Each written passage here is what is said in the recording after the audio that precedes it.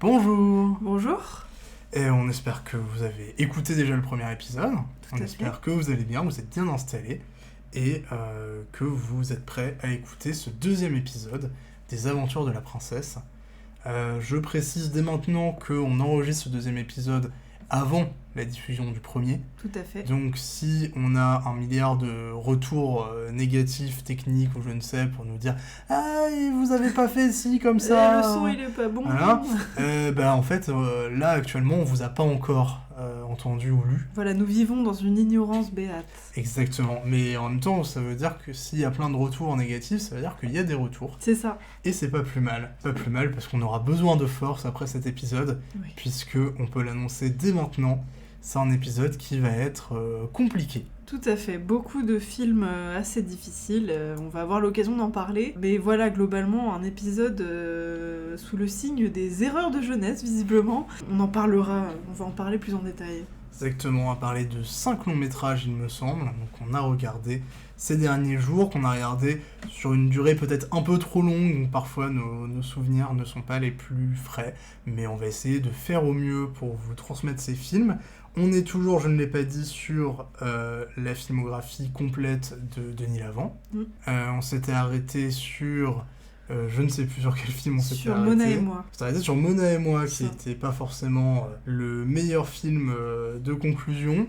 Mais voilà, on avait vu le tout début de la carrière de Denis Lavant. On s'était dit, bon ok, il y a quelque chose qui se crée autour de Léos Carax, quelque chose qui se cherche. Mais on s'est dit, bon, le deuxième épisode, ce sera un peu le début de l'institutionnalisation de Lavant, le début des rôles où il va construire un peu plus sa propre persona en dehors de la filmographie de Léos Carax.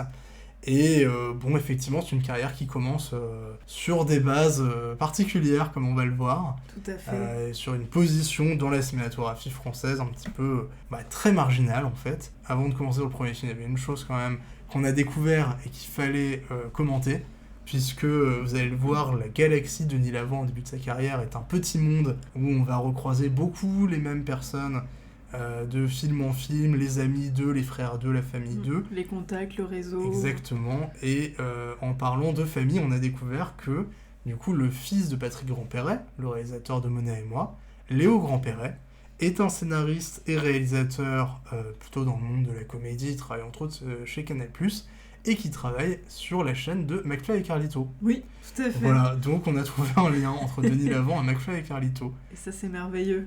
Et oui, d'autant que, je dois le dire, Méli-Mélo 4 est probablement l'un des trucs les mieux que j'ai vu en préparant ce podcast. Parce que ça n'avait rien à voir, mais c'était beaucoup plus drôle que... Que la plupart des films qu'on va voir. Exactement. T'es où? Pierre, il y a des flics qui contrôlent. J'aime pas ça. Je te ramène sur le pont.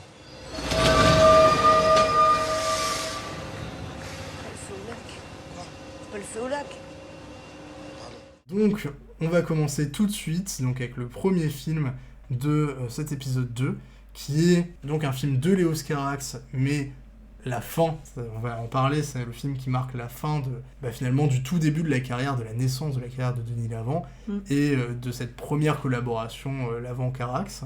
Et donc ce film, c'est Les Amants du Pont-Neuf, donc réalisé par Léos Carax, qui sort en 1991, un film qui a énormément fait parler à l'époque, qui a eu vraiment une grande couverture presse et médiatique de manière générale, donc qui fait parler de Denis Lavant également. Donc pour résumer le film, on suit le personnage d'Alex, donc toujours le même prénom, toujours joué par Denis Lavant, qui vit à Paris en tant que SDF sur le Pont-Neuf. Le Pont-Neuf qui est fermé, qui est en travaux à ce moment-là. Et il vit du coup sur le pont avec son ami qui s'appelle Hans, qui est un marchand de sommeil, mais au sens propre, puisqu'il fournit à Alex des somnifères pour pouvoir dormir. Des petites capsules de drogue qui lui permettent de dormir, puisqu'il ne peut pas dormir sans. Et en vivant sur ce pont, ils vont rencontrer le personnage de Michel, donc joué par Juliette Binoche, qui est une jeune femme peintre en train de perdre la vue, qui n'a pas de raison première d'être SDF vu qu'elle vient d'une famille fortunée, mais qui rejoint cette petite bande, qui rejoint Alex puisque Hans ne l'aime pas, et donc on va voir la naissance d'une histoire d'amour entre Alex et Michel, au milieu du coup du Pont-Neuf, de la pauvreté, de la perte de vue de Michel, d'Alex qui est cracheur de feu, et des célébrations pour le bicentenaire de la Révolution française, intégré du coup au tournage du film avec un astucieux mélange de tournage au milieu et surtout de stock shot de l'événement mis au milieu des images du film, enfin tourné pour le film. Donc voilà, la fameuse cérémonie de 89 de Jean-Paul Goude, la célébration du bicentenaire, pas fêtée par Giscard mais par Mitterrand. Voilà. Donc voilà, au milieu de tout ça, ça donne un film à la production très longue, très chaoteuse, avec des reconstructions de décors, dépassements de budget, dépassements de planning, blessures un peu partout, ambiance de travail pas tip-top, mais est-ce que malgré tout ça, ça donne un bon film? Clémence, je te laisse nous dire ce que tu as pensé, si tu t'en souviens, des Amants du Pont-Neuf. Oui, alors effectivement, le film me revient peu à peu en tête, même si ça fait un moment qu'on l'a vu et qu'il n'est pas mémorable non plus. Alors ce film, moi je l'avais dit dans l'épisode 1, j'ai un peu du mal avec le cinéma de Léos Carax. Je trouve que c'est trop maniéré pour moi et surtout beaucoup trop auto-centré pour que j'y trouve quelque chose qui me touche vraiment. Et ce film-là ne fait pas exception à la règle, selon moi, mais je l'ai quand même trouvé intéressant à la fois dans la carrière de Denis Lavant et celle de Léos Carax. Je vais commencer par le côté Léos Caraxien, du coup. Je trouve que c'est pour lui un peu le film de la maturité, parce que son personnage, qui est plus ou moins son alter ego, est montré un peu plus brisé par la vie, un peu moins sûr de lui que son film précédent, qui était donc, il me semble, le Mauvais Sang, voilà.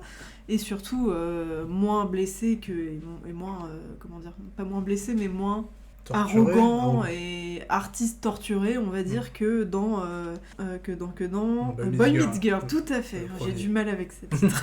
Le premier. Voilà, donc on est face à un personnage qui est beaucoup plus humble en fait que ses incarnations précédentes. Il est chauve, il est blessé, il est moustachu surtout, voilà, il ne représente plus cet idéal de jeunesse torturée, mais dans le bon sens du terme, dans le sens beau et artistique du terme. Là on est vraiment sur quelque chose de plus terre à terre. Ce que je trouve intéressant justement, on dirait que le point de vue s'est déplacé. Et le début du film, en fait, j'ai plutôt apprécié, finalement. Il est bien plus réaliste que ce qu'on a vu jusqu'à présent. C'est presque documentaire parce que donc le début du film montre le personnage d'Alex se faisant renverser par une voiture sur une route vide en plein Paris, et qui est ramené à une espèce d'asile pour SDF, avec plein d'autres gens visiblement abîmés par la vie. Et il y a une ambiance assez chaotique, assez onirique, dans le sens où il y a vraiment plein de gens, plein de corps qui se cognent, qui hurlent, qui s'interpellent, et il y a une diversité que j'ai trouvée assez folle. Et pour le coup, le début du film m'a vraiment attrapée, quoi. Et je me disais, c'est sympa, c'est moins, moins maniéré, quoi. Et puis surtout, ce que j'ai trouvé vraiment bien, c'est la première apparition de Denis Lavant. Elles sont toujours assez mémorables dans les films de Léos Carax. Celle de Boy Meets Girl où il apparaît sur un quai de Seine en noir et blanc, presque virginal, même si on n'emploie pas beaucoup ce terme pour les garçons, en déclamant, malheureusement hein. Et là, en fait, sa première apparition, ça rejoint le thème de la maturité, comme je le disais, c'est que Denis Lavant, il apparaît, c'est une apparition spectrale et presque zombiesque. C'est un SDF qui boitille sur la route, dans les phares d'une voiture, et on se croirait presque au début d'un film d'horreur, donc ça m'a vraiment saisi. Donc voilà, le début je l'ai trouvé vraiment bien, et je me suis dit c'est chouette, peut-être que je vais apprécier ce film. Sauf que en fait plus ça avance et plus c'est pénible en fait, ça traîne en longueur, le film il est très long, je me souviens. Il fait à peu près plus de 2 heures il me semble. Il fait 2 heures. Il fait bien ces 2 heures. On les ressent bien. Voilà, c'est ça, on les ressent bien. C'est une succession de scénettes de vie qui sont pas très intéressantes pour la plupart. Hein. Pour moi, on aurait carrément pu couper dans le film, mais vu que la production était chaotique, je comprends qu'il ait voulu en tirer tout ce qu'il voulait. Bon, voilà. Et surtout, ce qui m'a beaucoup déçue, c'est que j'ai retrouvé les travers que j'aimais pas dans les films précédents de Léos Carax. Juliette Binoche déjà, un navré, vraiment. Juliette Binoche, elle est encore en rouge, elle représente encore l'idéal féminin. Ce qui est intéressant, c'est que cette fois, c'est elle, l'artiste torturée, qui peut plus voir et qui abandonne toute possession matérielle pour vivre une vie de bohème. Voilà, si c'était un homme, le personnage, j'aurais soufflé fort déjà. Et là, on peut se dire, c'est une femme, donc c'est un peu différent. C'est intéressant de modifier l'archétype, mais même là, je trouve ça assez lourd. On y retrouve encore une mystérieuse maladie, voilà, parce qu'il y a ça dans tous ces films. C'est la mystérieuse cécité progressive de Juliette Binoche. Bon, voilà, c'est un enjeu du film, mais en fait, on a l'impression que des fois, elle voit moins que d'autres fois, et elle peut spécifiquement pas voir certains trucs, dont les œuvres d'art, oh là là, métaphore, quoi, voilà, donc... Bon, je suis peut-être blasée, mais... mais voilà, donc j'ai vraiment perdu petit à petit en intérêt dans le film. Donc pour finir là-dessus, j'ai trouvé aussi l'histoire très sadique envers ces personnages, et ça m'a vraiment mis mal à l'aise pour le coup, parce que je comprends que des personnages puissent souffrir et traverser les vicissitudes de la vie et tout ça. Là, c'est différent, et je pense comprendre pourquoi le tournage a été un enfer pour à peu près tout le monde. Le film, en fait, ne donne jamais de répit à ces personnages, et même les scènes où ils semblent se libérer un peu de tout le poids de la vie, ben, ça reste assez difficile à regarder. Et je pense à la scène où ils dansent sur le pont au milieu des feux d'artifice. Ça reste d'une violence visuelle, parce que on est martelé de musique, de feux d'artifice, de flashs de lumière. Donc c'est assez difficile à regarder, et les personnages semblent désespérés en fait. Ils sont au bord de la folie, au bord de la mort, et ils ont jamais de répit. Et on sent que c'est censé être plaisant à regarder. Et donc j'ai un peu de mal avec ça. C'était assez difficile à regarder, j'ai trouvé. Le fait que c'est des personnages qui soient torturés tout le temps, et qui en plus soient assez affreux. Parce que Denis Lavant, avec ses... Qui devient amoureux de Juliette Binoche et qui est obsédé par elle au point de saboter sa vie pour qu'elle reste tout le temps avec lui. Oh, c'était... Voilà. C'est censé être un héros quand même à la base, ou un personnage principal et tout ça, donc c'était dur. Je retiens cependant 2 scènes sympas. Déjà, la scène du cracheur de feu, sachant que Denis Lavant a vraiment appris à faire le cracheur de feu pour cette scène-là. Elle est assez magnifique, hein. On y retrouve tout ce qu'on aime bien chez Denis Lavant, la corporalité, le fait qu'il danse, qu'il joue, et même le plaisir que j'avais devant cette scène est un peu terni par le fait que les personnages ont l'air de souffrir atrocement, que ce soit Juliette Binoche parce que le feu c'est trop fort pour ses petits yeux, ou Denis Lavant qui se crame les poumons en faisant ça, quoi. Et sinon...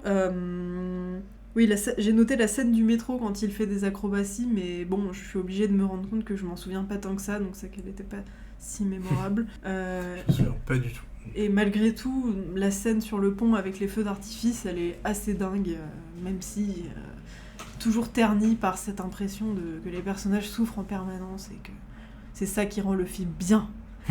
Voilà, donc je suis un peu déçue, parce que le début était super prometteur, globalement, mais bon, ça finit toujours par me décevoir, malheureusement, Léos Carax.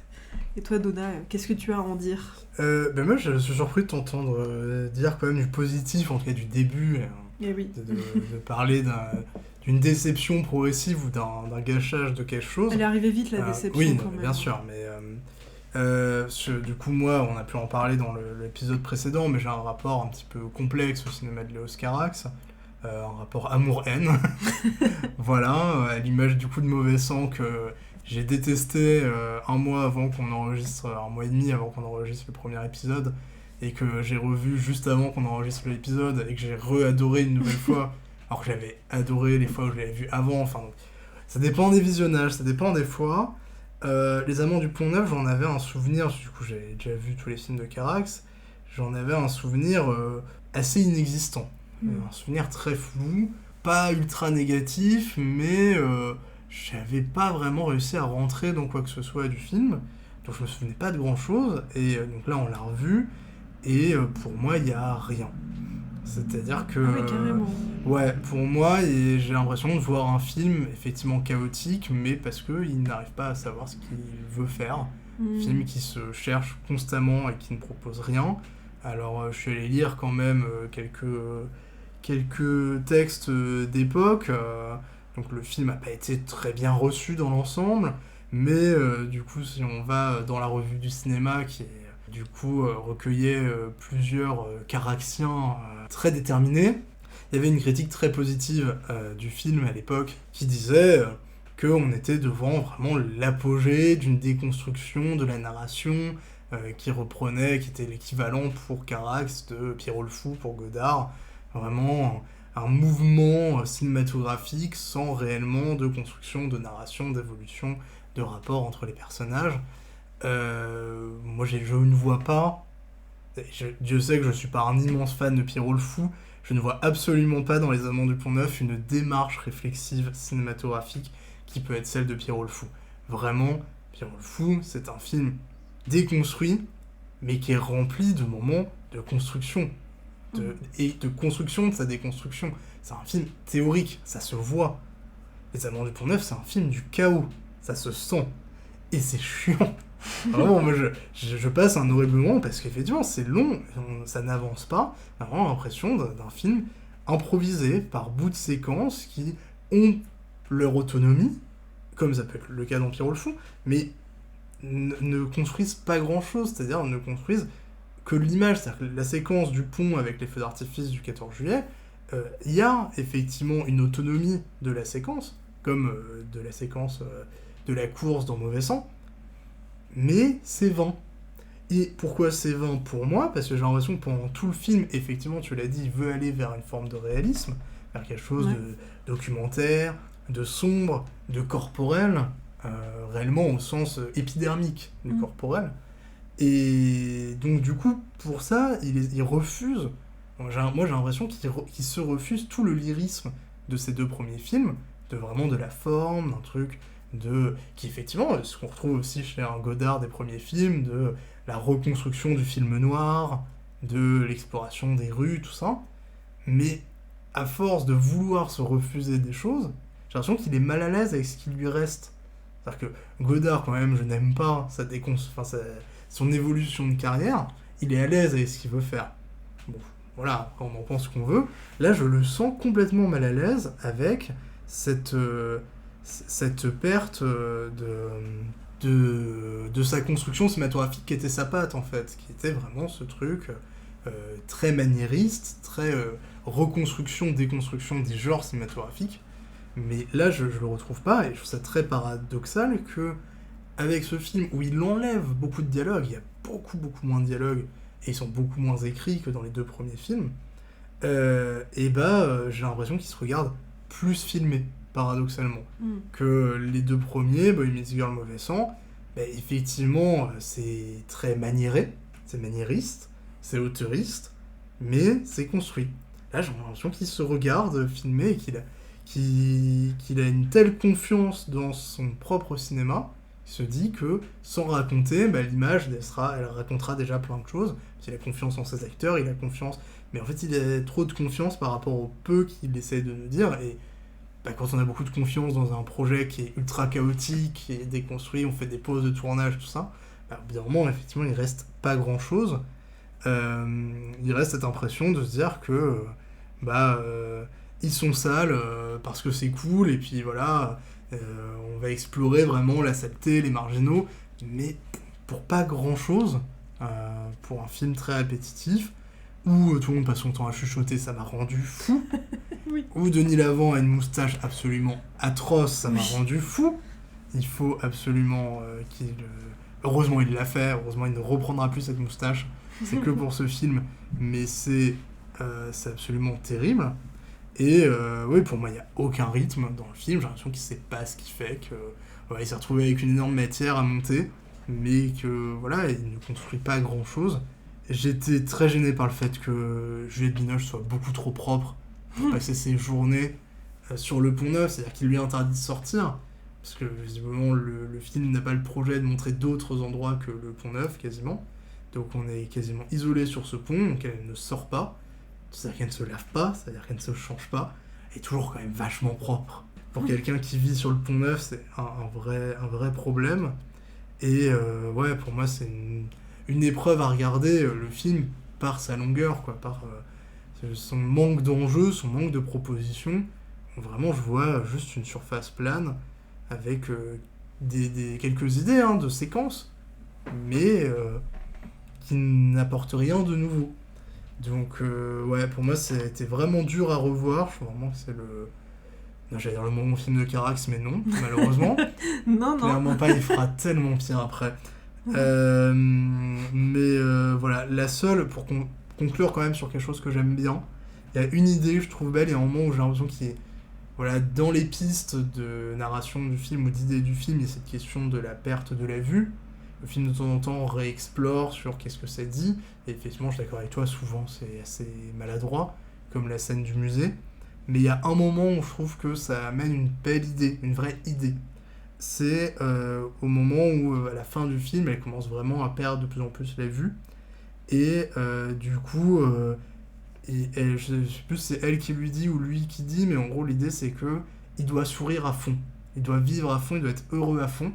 Parce que, vu qu'elle ne voit que des formes, elle voit les choses... elle discerne des formes, elle ne voit pas exactement. Et ben, s'il fait un petit sourire, des commissures de lèvres, elle ne voit pas le détail.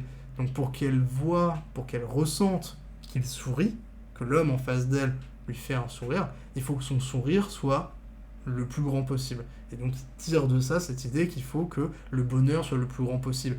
Et on retrouve cette idée très caraxienne de l'exagération, de la jeunesse qui va dans l'amour le plus exagéré, avec tous ses risques, tout ça. Et là, ça se retrouve dans quelque chose de construit, d'intelligent, je trouve, qui a sa place, quoi, sur la question de la perte de vue, tout ça. C'est la seule scène, donc c'est dans le métro, voilà, et où en plus, après, on découvrira dans le même métro qu'il y a des pubs partout, enfin des annonces partout sur le fait qu'il faut qu'elle retrouve sa famille, parce qu'il y a une cure miracle, machin, pour qu'elle retrouve la vue. Et donc, dans ce même endroit, qui est l'endroit du bonheur le plus absolu, il faut qu'il accepte d'abandonner ce bonheur par réalisme. Enfin voilà, donc là, il y a le seul moment où le film me prend un peu, mais sinon, moi, dès le début, son côté très proche des corps documentaires, très, provocateur visuellement, moi, il me perd dès la seconde 1, quoi.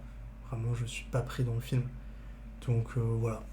Donc c'est un peu ma déception parce que je l'avais bien aimé il y a très longtemps quand je l'avais vu, mais j'étais pas si surpris que ça de pas aimer, quoi. J'ai vraiment passé un moment très cohérent sur l'ensemble d'ennui. Ok. Voilà. Je suis d'accord avec ce que t'as dit. Et sur le fait que le film te perd dès la première seconde sur le côté documentaire, c'est étonnant parce que moi, c'est ça qui m'a donné un peu d'espoir pour la suite, et je pense qu'on n'a pas du tout le même rapport à Carax, et que tu es plus sensible à son esthétisme, son esthétique plutôt, que moi. Et mais bon, je t'ai dit, le film m'a très très vite perdu, donc globalement, on est d'accord là-dessus. Oui. Et moi, c'est pour ça que je disais que c'est le film de la maturité.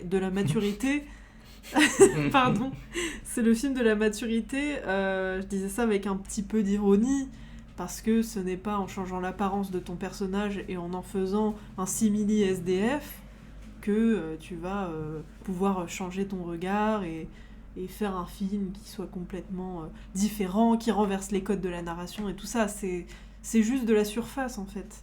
Et comme t'as dit, il se regarde filmer, c'est en surface tout ça, ces changements. Le reste... c'est très bancal finalement, et pour moi ça reste un mauvais film comme les autres mauvais films que j'ai vus d'avant de Carax, quoi. Ça change rien. Voilà, donc du coup après ce film qui va être un certain échec public et critique et professionnel et personnel, Carax va faire une grande pause dans sa carrière de réalisateur, pas faire de film pendant est-ce que c'est si long? Je sais plus. Ouais, si, je crois que c'est 99, donc c'est pendant quand même 8 ans. C'est quand même une certaine pause. Donc le film a été tourné avant 91, il a mis beaucoup de temps à sortir, à faire sa post-production. Et c'est aussi une rupture amicale et professionnelle avec Denis Lavant, avec Juliette Binoche, qui ne rejoueront plus, donc Juliette Binoche plus jamais avec Léos Carax, et Denis Lavant plus avant un très long moment. Très long. Et ils ne se parlent plus non plus. Humainement, il y a aussi une rupture amicale. C'est pas juste ils ne tournent plus ensemble, c'est ils vont arrêter de se côtoyer. Donc voilà, c'est pour Carax une opportunité de reprendre un nouveau souffle, une nouvelle réflexion sur sa carrière. Et puis on va voir, c'est pour ça que c'est intéressant d'avoir ce film-là en début de cet épisode, ça va être le renouveau, le rebond de Denis Lavant après ce film. Donc la même année, il y a un court-métrage mais qu'on n'a pas pu voir, qui sort avec Denis Lavant, donc le film s'appelle C'est merveilleux, il est réalisé par Solange Martin, donc il sort en 91, et c'est une rencontre amoureuse entre du coup un homme et une femme, mais où les seules images sont des images de fleurs et de la nature, et où j'imagine, parce que du coup on n'a pas pu voir le film, que Denis Lavant et l'actrice qui est Anne Giselgla sont présents par la voix off. Je pense que c'est des dialogues où on n'entend que les dialogues, et en tout cas voilà, donc il n'apparaît pas corporellement dans ce film-là, et de toute façon on n'a pas pu le voir. Et donc il y a un autre film après qu'on n'a pas pu voir, un autre court-métrage un peu plus long, donc, qui s'appelle Drôle d'immeuble, réalisé par Simon Pradinas. Donc Simon Pradinas, c'est le frère de Pierre Pradinas, le réalisateur de Un tour de manège, dont on avait parlé dans l'épisode précédent. Et donc on n'a pas pu voir non plus ce film-là, il y a beaucoup de courts-métrages de cette époque qui sont complètement invisibles, puisque c'est des films à production très... indépendante. Oui, très légère, économiquement. Très modeste, voilà, c'est le mot que je cherchais. Et donc pour résumer ce qu'on a pu savoir du film, c'est un immeuble, un espèce d'immeuble de fou, avec plein de personnages différents, loufoques, pas forcément de narration suivie, c'est une exploration d'un immeuble. Et on retrouve du coup dans ce film évidemment Denis Lavant et Pierre Pradinas, donc, qui joue aussi un rôle dans le film. Voilà, donc bon, de ce qu'on en a lu, c'est assez cohérent avec ce qu'on a pu déjà voir dans la filmographie de Denis Lavant, cinéma indépendant, personnage un petit peu loufoque, étrange, la folie, voilà. Et le film, je sais plus si je l'ai dit, est inspiré d'un poème de Prévert. Demi-chier, mais enfin, en français, ça n'existe pas. Alors ça fait des demi-portions. C'est aimable. Mais tu sais, il y a un paquet de chansons que je trouve très belles, quoi. Que j'ai entendu. Quoi, que j'ai entendu. Mais c'est pas moi qui les chante, j'ai pas chanté. Il y avait la chanson là, J'ai pas de regrets. Et on va passer à un film qu'on a vu cette fois. Et oui. C'était pas évident, mais on l'a trouvé. C'est un film qui s'appelle De force avec d'autres, réalisé par Simon Reggiani. Simon Reggiani, fils de Serge, qui a inspiré le film Mona et moi, puisque Simon Reggiani donc, était proche également de toute cette galaxie autour des Pradinas, de Grand Perret, de toutes ces personnes-là, et avait beaucoup de problèmes d'addiction, qui sont légèrement traités dans ce film-là. Donc pour le résumer rapidement, le film est un semi-documentaire, avec des bouts de fiction, sur la figure de Serge Reggiani, donc sur le père du cinéaste, qui est censé explorer le rapport père-fils à travers ces questions d'addiction, puisqu'on en a parlé dans l'épisode précédent avec l'apparition de Serge Reggiani dans Mauvais Sang. Serge Reggiani a eu beaucoup de problèmes avec l'alcool, a fait plusieurs passages en cure et a eu très peu d'apparitions cinématographiques pendant une grande partie de sa vie, parce que du coup il avait beaucoup de soucis personnels et de santé. Et donc on suit dans ce film-là Serge Reggiani, qui voilà, on le suit dans sa vie, et au moment où il va sombrer, se retrouver envoyé à l'hôpital pour faire une cure de désintoxication. Et c'est à l'hôpital qu'il va rencontrer plusieurs personnages qui là sont les éléments fictionnels, puisque donc on retrouve Denis Lavant qui joue un marginal hospitalisé avec lui aussi des problèmes d'addiction. Moi, la première surprise quand j'ai vu le film, ça a été de ne pas voir finalement Simon Reggiani. Je m'attendais vraiment à ce qu'il y ait cette question croisée des addictions père-fils, et finalement il est très absent, et le film est très pudique. Par son apport de la fiction, il amène beaucoup de pudeur, il amène très peu de... Alors, à la fois, du coup, très peu de choses crues pour les personnes un petit peu curieuses que nous sommes, avec le recul, voilà, de savoir un petit peu les petits détails croustillants, mais il amène très peu, finalement, d'émotions aussi, quoi, très peu de réalité sur ce que vivait vraiment les pères et fils Reggiani, sur la question de l'addiction, sur ce que c'est de boire. Voilà, le film, moi j'ai eu l'impression, fait un peu trop de pas de côté par rapport aux attentes que j'en avais. Je sais pas si toi tu l'as vécu pareil. Moi, j'avais pas beaucoup d'attentes, à vrai dire. Parce que les seules infos que j'avais, c'est que c'était un documentaire sur Serge Reggiani, réalisé par son fils. Donc moi, je m'attendais à un documentaire, en réalité. Et je ne connais pas vraiment Simon Reggiani, et Serge Reggiani non plus, d'ailleurs.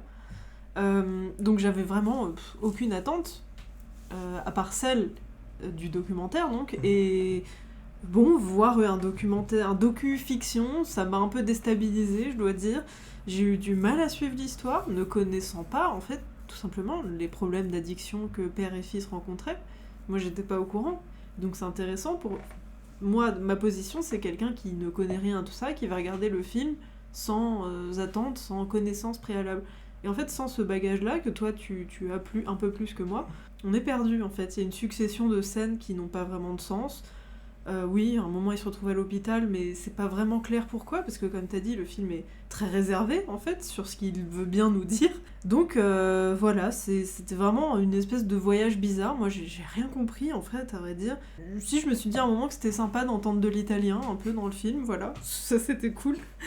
Mais sinon, voilà, moi, je suis vraiment sortie de là en me disant... ok, bon, je n'en sais pas vraiment plus, ni sur Simon, ni sur Serge Reggiani. J'ai vu un film très bizarre, à la fois hyper auto-centré, et à la fois on n'apprend rien. Donc voilà.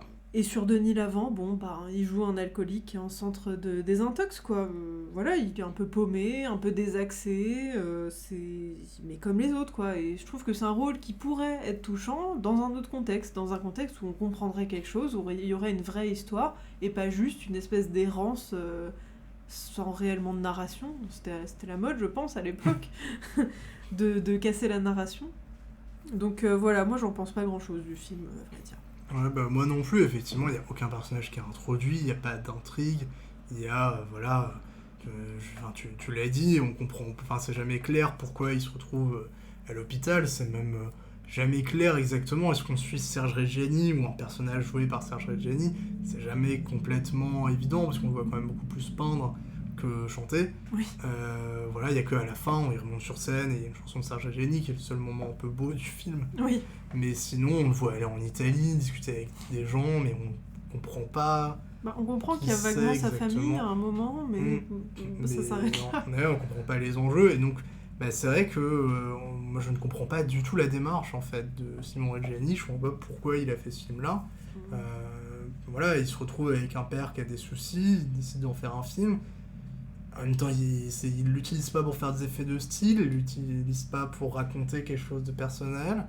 Voilà, il fait un film qui s'adresse, on sait pas trop à qui, il s'adresse pas vraiment aux fans de Serge Reggiani, il s'adresse pas vraiment aux cinéphiles, j'ai pas l'impression, aux fans de documentaires.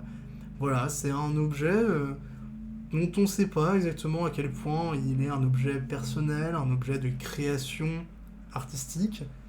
Voilà, c'est très ambigu, et puis ça va un peu nulle part.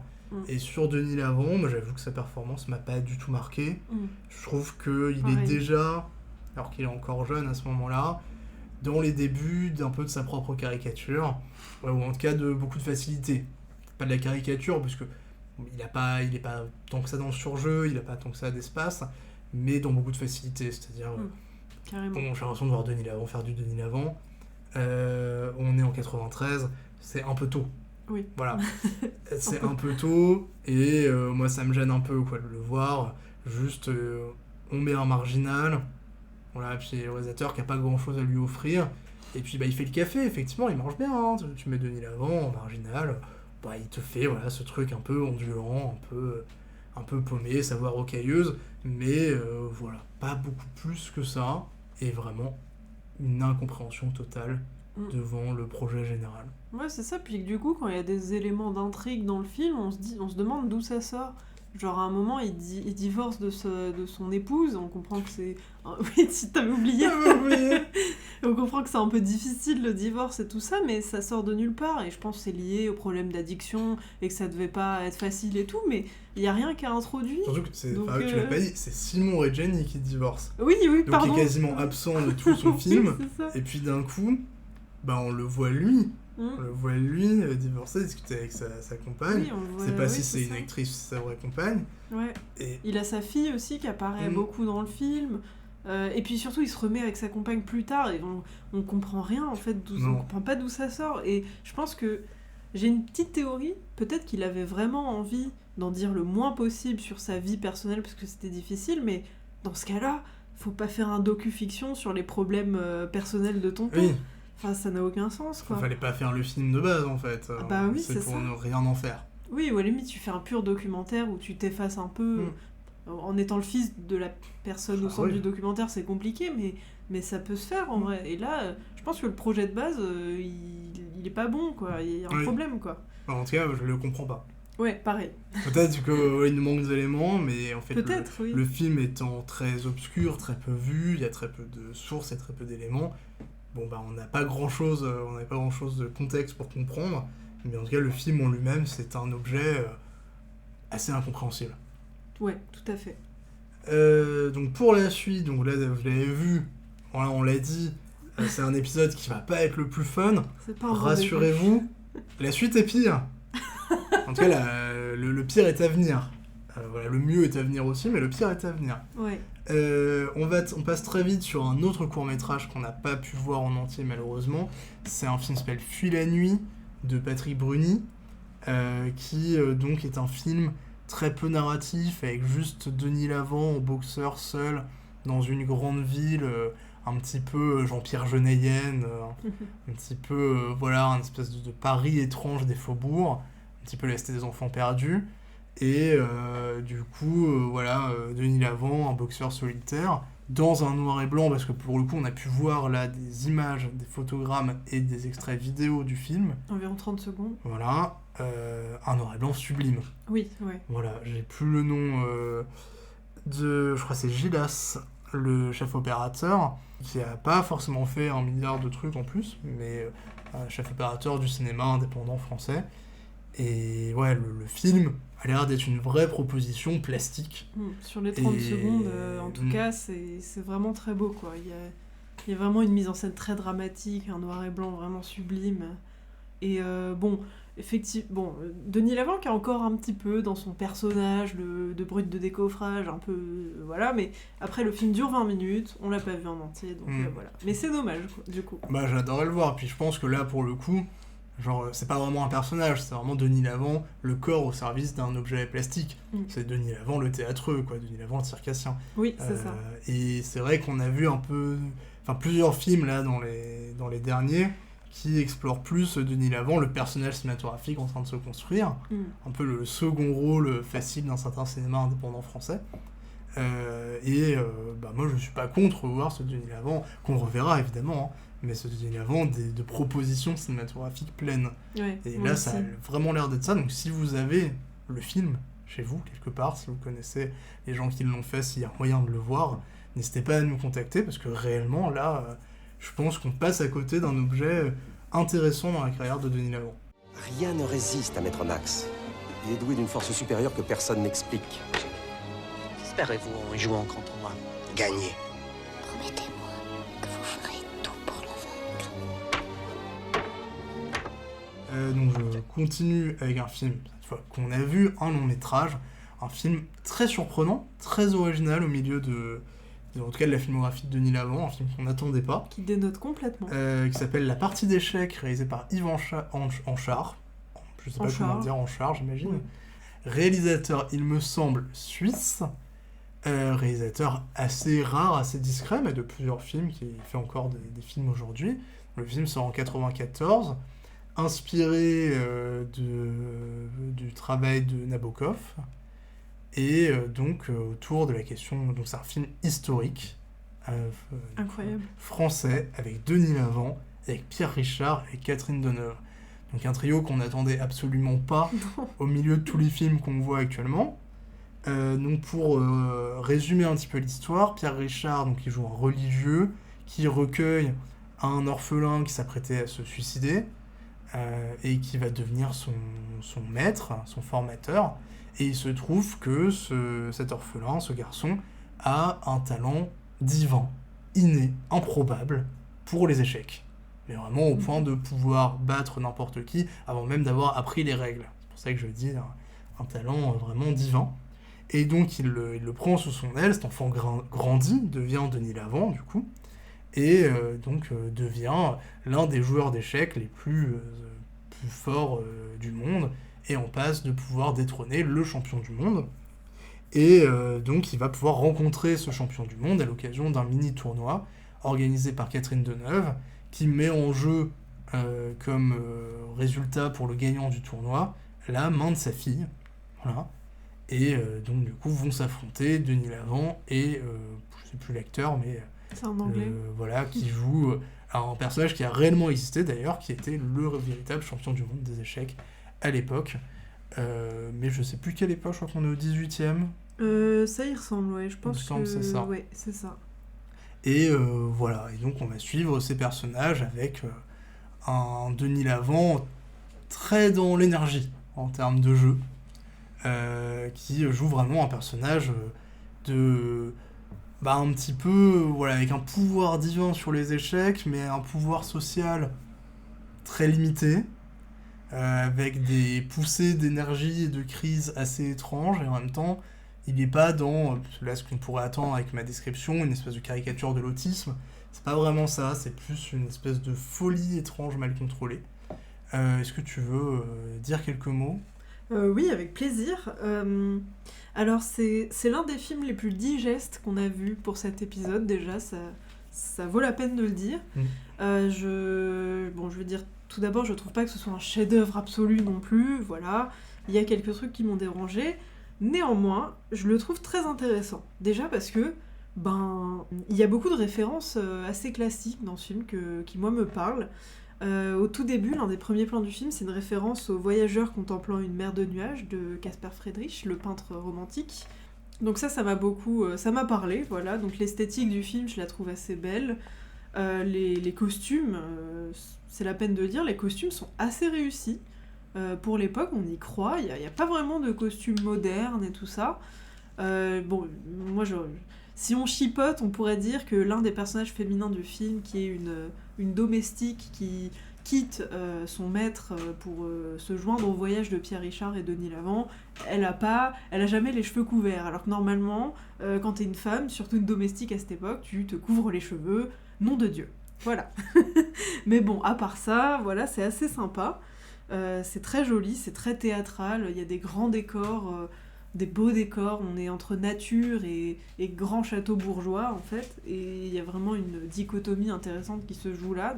D'abord, on commence dans la nature et on finit exactement au même endroit, dans une petite maison modeste construite par les personnages, et entre les deux, il y a des voyages entre des milieux naturels où les personnages semblent finalement plus à leur aise que dans les grands salons avec des dorures, etc. Donc pour moi, il y a vraiment un propos sur la nature, et bon, si on extrapole la nature humaine, qui vaut la peine d'être décrit. Pour Denis Lavant, je trouve son jeu assez théâtral, et donc pour moi, il revient vraiment à ses racines de théâtreux, en fait, ici, ce qui est assez plaisant, en fait, à voir.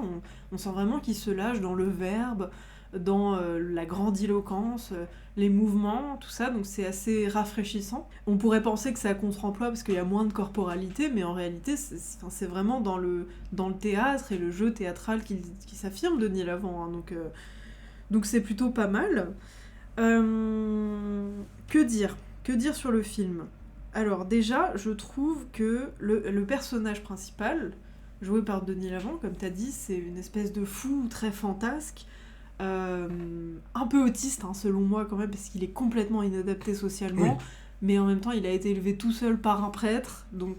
Mais celui-là, c'était pas la caricature de l'autisme. Non. Plus une forme de folie, quelque chose de... Plus, ça avait été une femme, on aurait dit une forme d'hystérie, une espèce de folie, de la mal contrôlée, de l'arrivée à l'âge adulte. C'est plus cet imaginaire-là de quelque chose de la folie, entre l'épilepsie et la folie, un truc très Charcot, très cohérent aussi, du coup avec les débuts de la psychanalyse, que l'autisme qu'on a aujourd'hui, un truc très réservé. Oui. Enfin, c'est plus qu'il a des excès d'énergie, de folie, de fantasme, de fantasque, que le côté Sherlock, quoi. Oui, tout à fait. Et justement, ça, tout ce que tu dis, ça me rappelle la figure historique, le personnage, on peut dire, de Mozart. En réalité, moi, j'y ai pensé pendant tout le film, ça m'est resté en tête. Ce côté génie, fantasque, complètement inadapté socialement et capable de réaliser des choses extraordinaires à un très jeune âge, plus son grand rival, qui est un génie lui aussi... Bon, ça fait penser à Salieri, mais dans un mode un peu plus romanesque, on va dire, dans Amadeus, ouais, tout à fait. Donc j'ai trouvé ça intéressant, et d'autant plus le fait d'en faire une espèce de monstre de foire à la Frankenstein ou Quasimodo, peut-être plus Quasimodo, parce qu'il se dissimule derrière beaucoup de perruques et de maquillage, parce que c'est admis dans le film qu'il est considéré comme laid et monstrueux. Et donc il est très poudré, il a du rouge et tout, ce qui le rend encore plus moche en fait. Et je crois qu'il y a un personnage qui lui dit d'ailleurs, mais pourquoi vous faites ça ? Enfin voilà. Et donc voilà, c'était vraiment une espèce d'interprétation du personnage à la Mozart, à la Amadeus, que j'ai trouvé assez sympa. Néanmoins, il y a quand même beaucoup d'agressions sexuelles dans ce film, ce qui me met mal à l'aise, moi, toujours, hein. Même si ça s'explique un peu, on va dire. Moyennement, mais un peu, parce que le personnage, en fait, c'est le personnage de Denis Lavant, hein, l'agresseur, au cas où. En fait, il est présenté comme quelqu'un de très naïf, finalement, et qui n'a littéralement aucun filtre social, qui n'a jamais eu de contact avec des femmes et tout ça, étant élevé par un religieux. Et donc il se lâche, quoi. Il se lâche, et des fois, bon, bah, c'est vraiment pour le pire, quoi, parce que c'est très désagréable à regarder. Et en même temps, ça rajoute à son personnage de type paumé, naïf, dans une société qui complote autour de lui, en fait. Parce qu'il y a beaucoup ça aussi, les thèmes des complots de la bourgeoisie, et donc un monde dans lequel les personnages honnêtes, honnêtes ou paumés, c'est Denis Lavant, un peu son maître, mais qui quand même a des intérêts, hein, en le faisant jouer aux échecs comme une bête de foire, hein, finalement. Et la comtesse, jouée par Catherine Deneuve, qui elle est tellement à fond perdue dans sa passion des échecs qu'elle voit même pas les complots que sa fille mène avec les serviteurs, le joueur d'échecs anglais et tout ça. J'avais noté au début qu'il y avait peut-être un propos sur la décadence bourgeoise versus la naïveté des roturiers, mais finalement c'est pas exactement ça, ce serait plus une espèce de représentation d'un monde macho où tout le monde se donne des coups dans le dos et où l'honnêteté pure, la naïveté et l'incompétence sociale, ça te mène à ta perte, quoi. Oui, complètement. On est dans les références, hein, dans cette littérature romantique russe. Je parlais de Nabokov au début, mais il y a plein d'inspirations. On sent dans le travail d'Yvan Char, qui est cette représentation de ce monde, effectivement, plein de fausseté, parce que effectivement, il est inadapté alors qu'il a été élevé par un prêtre. Donc, il devrait être logiquement élevé dans une certaine morale, un certain ascétisme. Et en fait, Pierre Richard, je trouve, joue merveilleusement bien dans ce film, ce personnage qui est plein d'énergie à certains moments et qui en même temps se couvre très facilement les yeux. Oui. Et qui est assez monstrueux dans son désir de devenir le maître du champion du monde des échecs. Il est prêt à tout. Il est prêt vraiment à toutes les manigances. Même à déshumaniser son poulain, quoi. Exactement. Même, il y a une séquence justement avec un autre joueur d'échecs qui est un noble désargenté qui finit par se suicider. Enfin voilà, il y a quand même cette lourdeur-là dans le film. Et je trouve qu'il est assez incroyable, Pierre Richard, là-dedans, dans ce côté très très faux. Et voilà, c'est un Tartuffe, en fait, parce que c'est un prêtre qui n'officie absolument jamais. Il ne fait jamais son métier, c'est juste, il est en représentation en tant que prêtre. Donc c'est assez dingue. Et moi, ça a été une très belle surprise, le film. Effectivement, tu l'as dit, c'est pas un gigantesque chef-d'œuvre, mais c'est une très belle surprise d'un film oublié, complètement isolé dans le cinéma français des années 90. Il n'a rien à faire là en 94. On est à un moment où on retravaille beaucoup des questions de forme avec les cinéastes comme Jeunet, Carax, etc., Benex, où le grand film en costume n'est pas forcément le plus à la mode, et quand on va l'utiliser, ça va plus être sur un mode plus ludique, plus comique, plus décalé, et qui va amener à un film merveilleux mais difficile à revoir aujourd'hui, qui est le Cyrano de Rapneau, quelques années plus tard, qui, voilà, là, est dans la magnificence, le retour du grand film en costume d'aventure, etc. On est dans le pur classique. Mais là, on est dans quelque chose qui, tu l'as dit, assume complètement sa forme théâtrale, assume complètement son côté parfois factice, sa construction du passé, du monde, comme un jeu. Voilà. Et du coup, moi, il m'a rappelé, de manière bizarre, pas du tout le cinéma français de l'époque, mais le cinéma chinois de l'époque. Il m'a rappelé plutôt ce que fait Zhang Yimou. Alors, effectivement, avec beaucoup plus d'action, que là, il y en a, mais avec quelque chose de très propre, très carré, quoi, très théâtral dans le jeu. Les dialogues sont parfois très explicatifs, mais qui construit quelque chose qui assume un renouveau du classicisme, tout en le positionnant de cette manière. Et moi, je trouve que c'est très intéressant. Et je trouve c'est évidemment l'œuvre d'un cinéaste complètement indépendant de toute mode, de toute vague, qui est inspiré probablement pas tant par le cinéma, et beaucoup plus par la littérature et le théâtre, et par et même la peinture, et par toutes ces références romantiques de la littérature russe, du coup Caspar Friedrich, et qui se permet ces petits moments de folie à certains moments, avec le personnage de Denis Lavant qui est parfois très fantasque, qui se permet aussi toute cette lourdeur qu'il y a dans la question de la sexualité dans le film, qui est toujours dans la lourdeur, mais du coup c'est effectivement pas toujours agréable à voir, mais c'est complètement volontaire, c'est complètement conscient. C'est pas du tout un film qui se délecte de la violence sexuelle. On peut considérer que c'est utile ou non, mais ça s'inscrit clairement dans une démarche qui n'est pas voyeuriste. Tout à fait. Là, le propos sur la sexualité, c'est que on est sur une sexualité qui est non résolue, qui est frustrée, qui est enserrée par les dogmes sociaux et religieux, quoi. Donc effectivement, les agressions, c'est pas agréable à voir. Moi, j'ai vraiment pas passé un bon moment devant. Mais d'une certaine manière, elles se... Voilà, c'est pas non plus des violences sexuelles banalisées, gratuites, comme on peut en voir dans un tas d'autres films français de l'époque, quoi. Complètement. Et puis du coup, le film se permet aussi, sur la fin, cette espèce de chose un petit peu onirique, avec cet énorme plateau d'échecs grandeur humaine qui crée au bord d'une falaise. Ça, c'est on bien. est dans l'improbable au possible, donc quelque chose de complètement onirique, romantique, et c'est super beau, presque surréaliste finalement. Cette image d'un gigantesque plateau d'échecs à flanc de montagne, c'est tellement improbable. En pleine nature, ça aurait pu être un film surréaliste, ce décor-là. Oui, complètement. Et donc ça, je trouve ça très beau. Et effectivement, il y a complètement une influence de Mozart, d'Amadeus, la question du génie, de cette construction-là. Et moi j'étais très heureux de découvrir ce film dont j'avais jamais entendu parler. Donc vraiment, heureusement qu'on fait ce podcast pour ça. Et pour cette rencontre improbable, Denis Lavant, Deneuve, Pierre Richard, qui a lieu en fait au moment où les trois sont dans un moment de leur carrière qui leur permet de se rencontrer.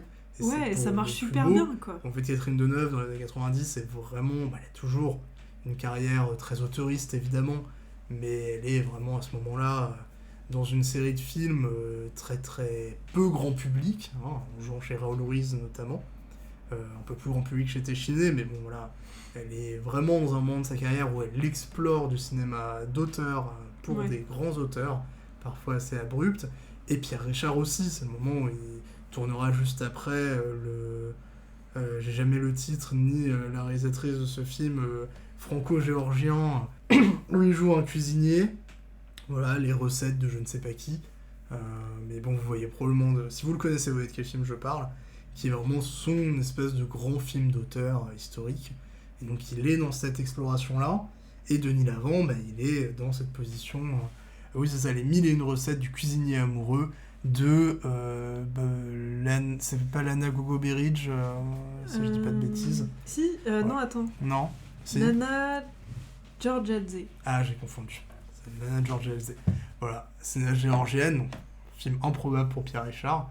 Mais voilà, Denis Lavant qui est à ce moment-là où il continue encore à chercher sa voie cinématographique entre un cinéma très très indépendant d'un petit groupe de théâtreux et puis là une exploration quand même avec des grands acteurs du cinéma français, même si dans un cadre particulier.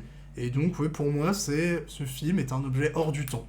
Tout à fait. Qui ne répond qu'à lui-même, qu'à sa forme, et même si un film qui n'est pas un grand chef-d'œuvre de l'histoire du cinéma, c'est un film que je reverrai avec plaisir pour ce moment suspendu dans le temps qu'il offre.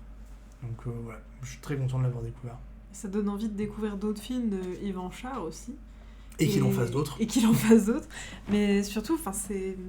Moi, j'en remets juste une couche sur les acteurs parce que je trouve ça formidable déjà que les trois se rencontrent dans ce film-là. C'est vraiment magique, quoi. Et je trouve qu'ils sont extrêmement bien castés aussi. Parce que Denis Lavant en jeune chien fou, ça marche super bien. Mais Pierre Richard en prêtre un peu paumé, qui se fait marcher sur les pieds et qui en même temps complote, comme il a cet air un peu naïf et un peu doux qu'on lui connaît, ça lui va bien aussi, quoi, finalement. Parce que derrière, on sent qu'il a des dessins cachés, pas forcément très moraux, finalement. Et il met assez mal à l'aise le personnage.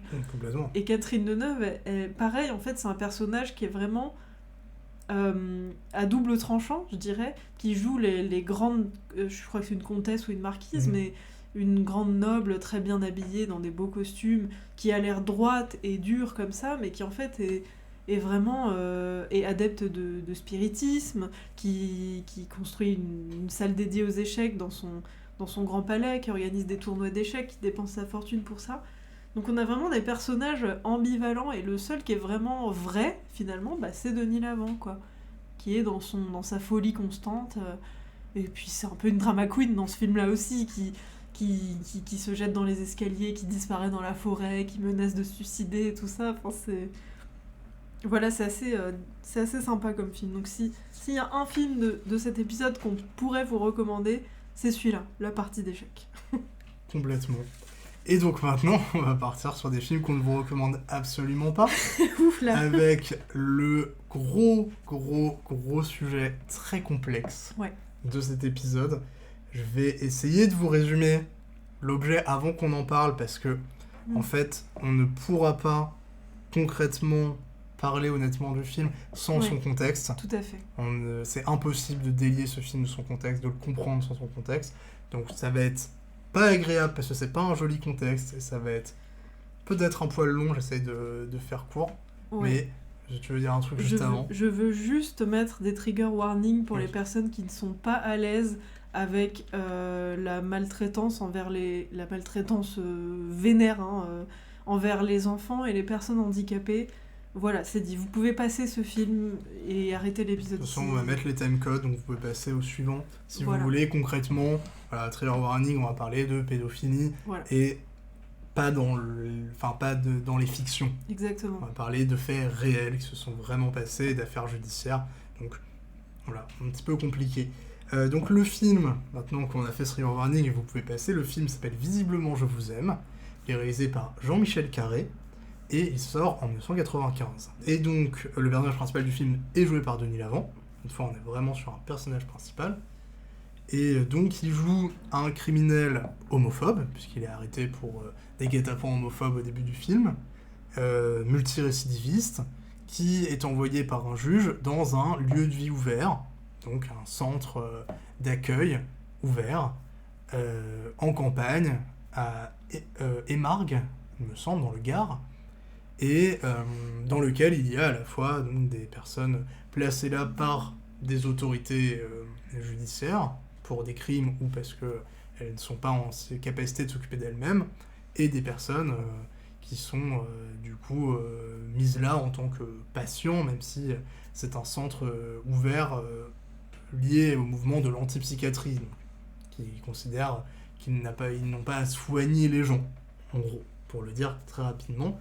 Donc ils se retrouvent entourés de personnes avec des difficultés mentales, des personnes handicapées de divers handicaps, et il va faire à peu près n'importe quoi dans ce centre. C'est pas très clair à quel point lui-même est handicapé ou non, mais en gros c'est un criminel qui se retrouve là sans vraiment de contrôle de la part des éducateurs du centre et qui va faire n'importe quoi.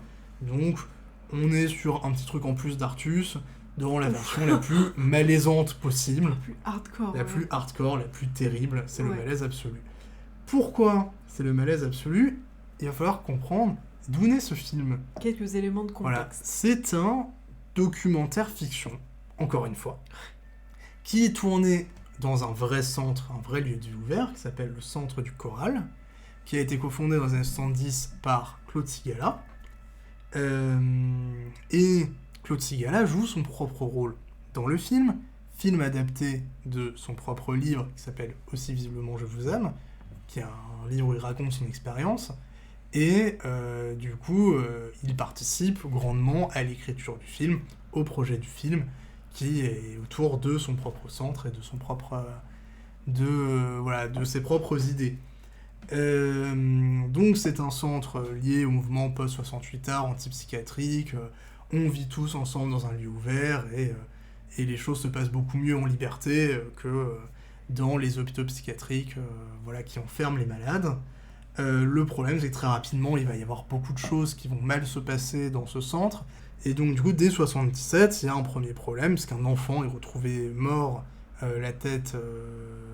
il est retrouvé mort, on va pas rentrer dans les détails. Ouais. Un enfant est retrouvé mort dans le centre, et les premières analyses laissent supposer qu'il aurait pu subir des sodomies. Donc, ça, déjà, ça met un certain projecteur sur ce centre. Et ensuite, donc il y a un éducateur qui arrive dans le centre, qui s'appelle Jean-Claude Krief, et qui se révèle être un petit criminel à la petite semaine, qui va être arrêté et qui va, une fois devant les policiers, dire qu'il possède énormément d'informations concernant le centre et des réseaux de pédophilie en France.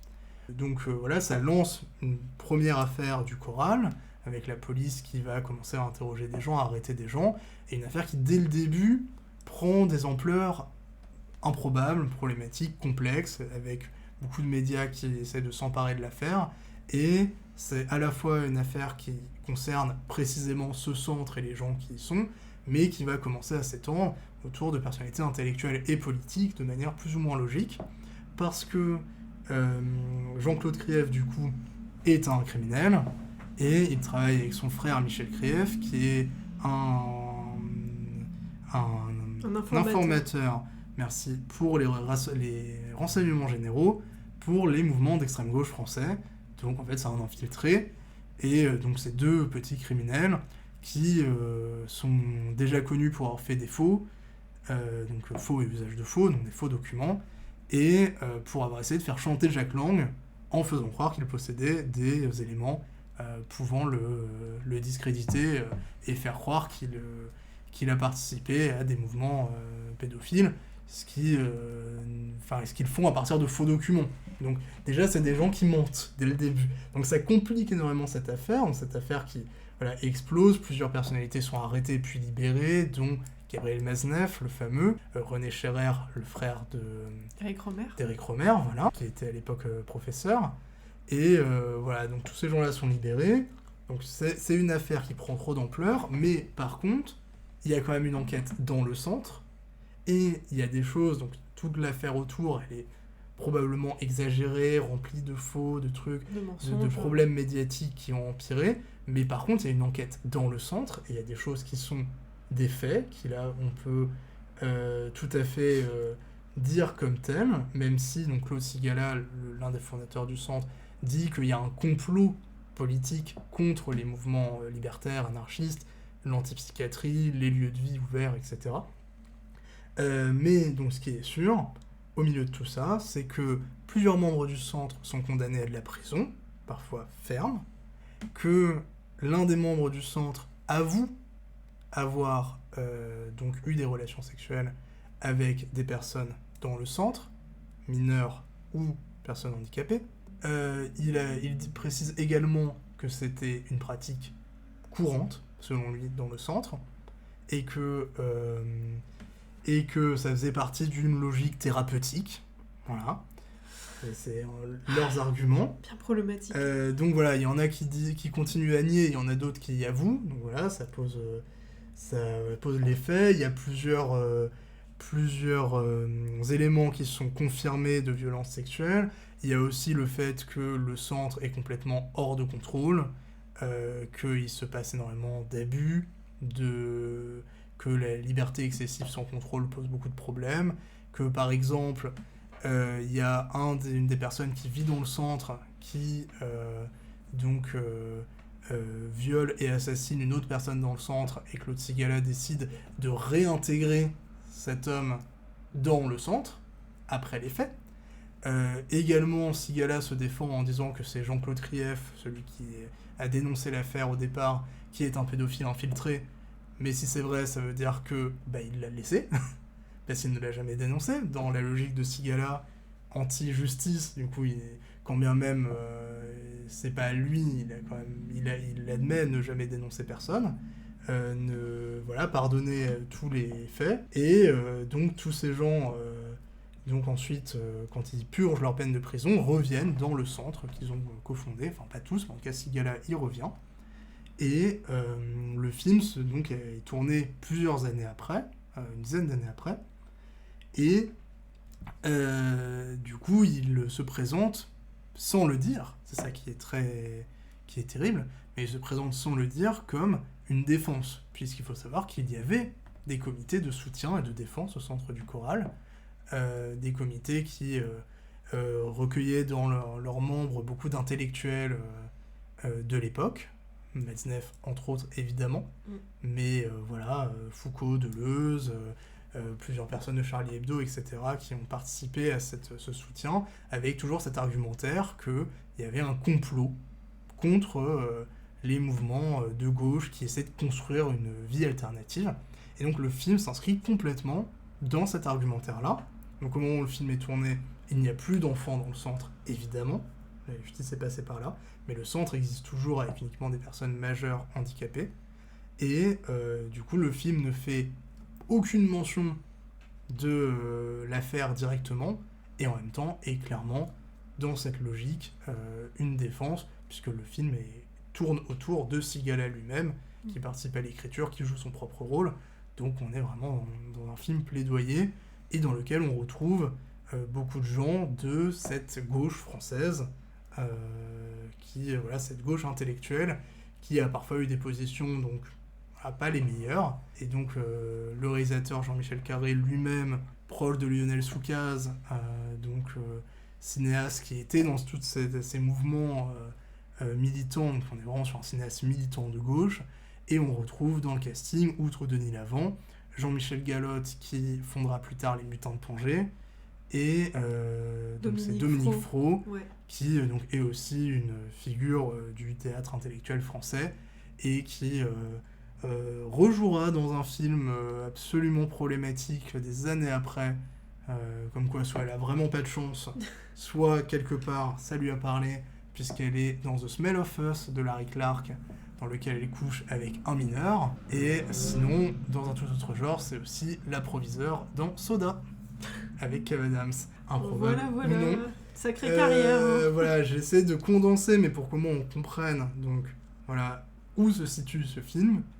Est-ce que à partir de ça, tu veux essayer d'enchaîner sur le film en lui-même, sur à la fois ce qu'il raconte, ce qu'il essaye de dire, ce qu'il dit finalement? Alors, donc nous, on a regardé le film déjà sans avoir regardé le contexte autour avant. On allait regarder après, ce qui forcément donne un regard très différent. Mais déjà, en fait, sans avoir le contexte, il y a des problèmes avec ce film. Je vais pas parler du visuel parce qu'on est dans du documentaire, c'est très fonctionnel, une caméra portée. Question technique, j'ai pas grand chose à dire, quoi. Par contre, dans ce que le film raconte, il y a énormément de problèmes qui montrent en fait que les personnes impliquées dans ce film, le réalisateur ou Claude Sigala lui-même, n'ont aucun recul en fait sur ce qui se passe, parce qu'il y a des problèmes dans ce film qui, je pense, ne sont pas considérés comme des problèmes ou des choses problématiques qui pourraient être utilisées contre le choral. Donc on a vraiment des gens qui se congratulent entre eux et qui se donnent des petites tapes dans le dos en se disant que c'est super, ce qu'on fait, de toute façon, nous, on a raison. Tout d'abord, je vais y aller cash, mais le personnage de Denis Lavant agresse sexuellement une femme. Voilà, une femme qui est présentée comme en difficulté mentale. Je pense qu'elle a c'est plus ou moins dit qu'elle a une dépression, en gros. Et donc elle est jouée par une actrice, hein, ce n'est pas une vraie personne qui a des difficultés.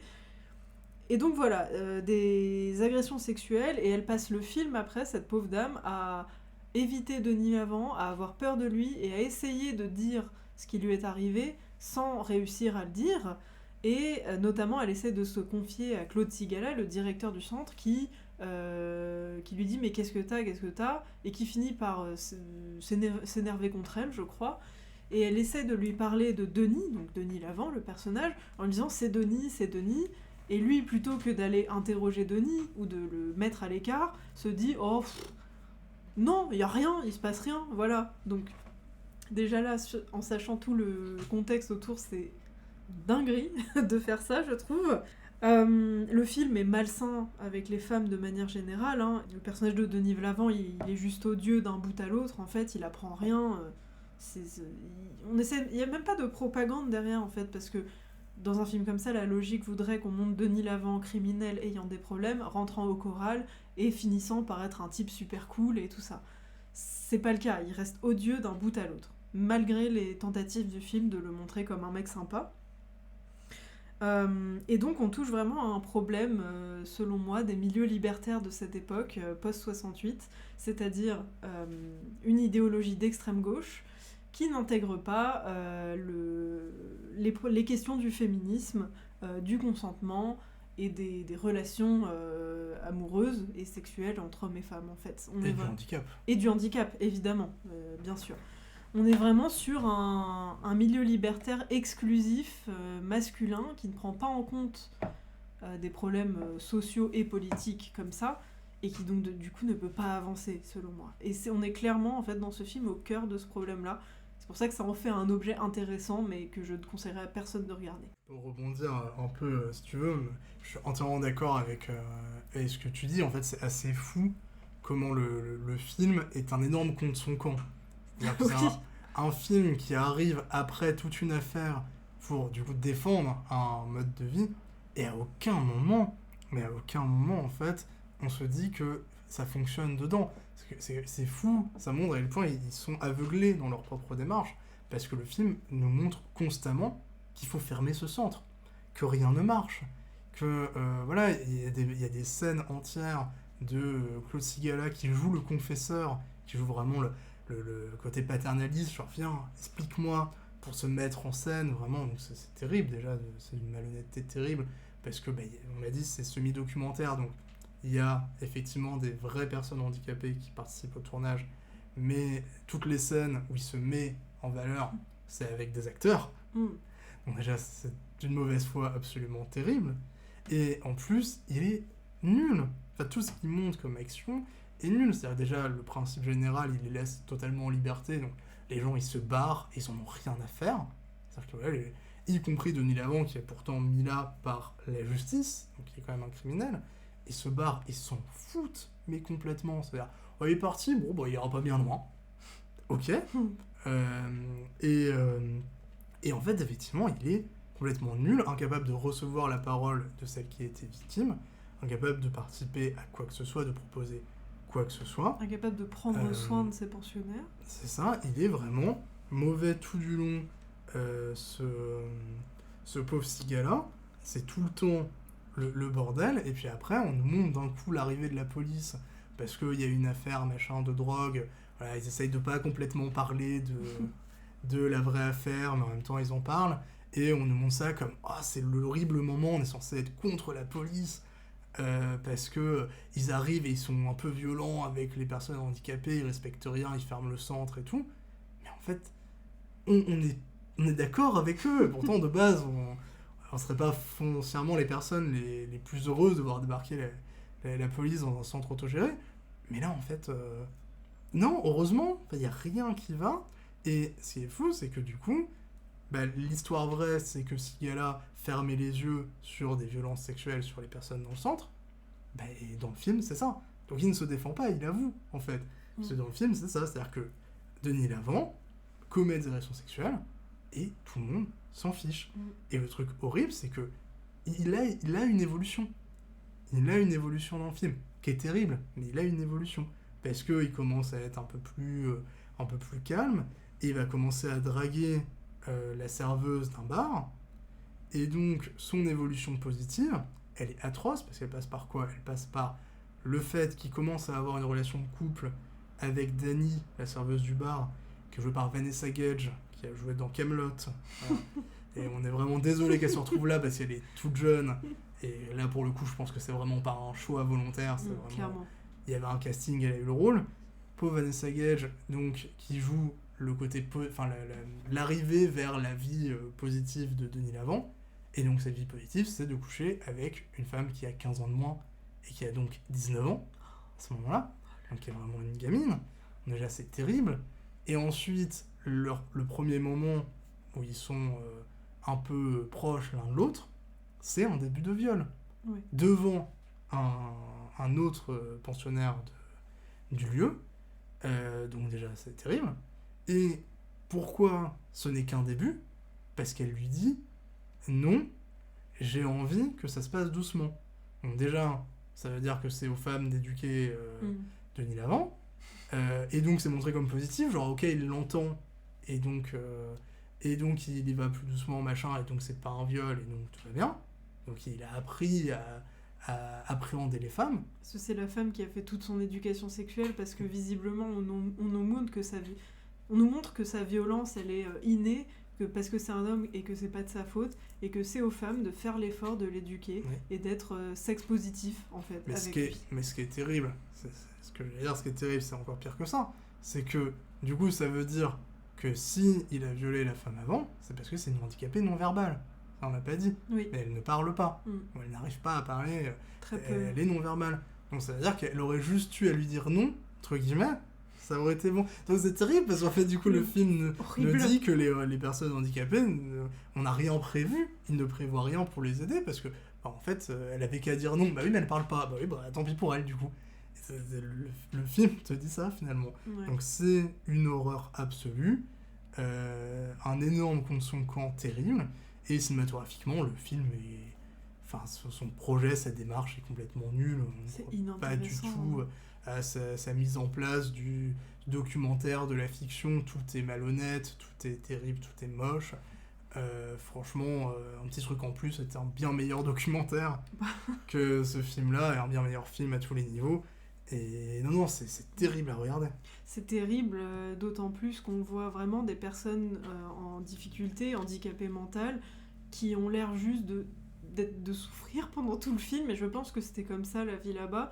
Des gens qui enfin, j'arrive même pas à en parler, tu vois, mais des gens ils les emmènent tous au supermarché ensemble en groupe, donc forcément t'as des gens qui vont un peu à droite à gauche, qui font des trucs, les cons dans les rayons et tout ça. Il y en a un qui se barre sur la route carrément. Ils se battent aussi entre eux. Ils se battent entre eux. Il y en a l'une des personnes n'arrête pas de hurler en fait. C'est son truc, elle crie énormément. Et à un moment, mais c'est vraiment une des scènes qui m'a vraiment fait écarquiller les yeux, c'est que elle hurle et Claude Sigala s'énerve contre elle en lui demandant pourquoi elle hurle. Comme si c'était une personne valide en fait, mais pourquoi tu hurles ? Arrête de hurler. Et je crois qu'il est violent envers elle physiquement. Je crois qu'il lui agrippe le bras ou je sais pas parce qu'elle est par terre. Et donc vraiment, c'est hallucinant de mettre ça dans un film qui est censé défendre ton projet. Tu nous montres juste que tu es incompétent, que tu es violent envers tes pensionnaires qui ont des difficultés mentales, que tu les laisses faire la cuisine et tout, qu'ils ont accès à des couteaux, le four, tout ça, déjà moi je trouve que c'est hallucinant, qu'ils peuvent se lever en pleine nuit pour aller fouiller je sais pas où dans la cuisine et tout, et quand tu les retrouves en danger ou perdus ou en train de hurler, tout ce que t'as à leur dire c'est oh bah retourne te coucher, et pareil, on nous montre juste que en fait c'est de la maltraitance quoi. Et Dieu sait que je suis pas la plus adepte des hôpitaux psy et tout ça, mais là c'est juste de la maltraitance en fait, et je trouve hallucinant que ce centre n'ait été fermé qu'en 2012. Après ça, le film date de 95. Enfin, c'est vraiment, il y a rien du tout qui va dans cette histoire, dans ce centre. C'est vraiment une criminelle envers les personnes handicapées, et franchement, je regrette d'avoir eu à regarder ce film, vraiment. Oui, ça a été, on a vraiment pas triché, on l'a vu en entier, ça a été une épreuve, heureusement qu'on était ensemble. C'est terrible de bout en bout, et oui, du coup, le centre n'a fermé qu'en 2012.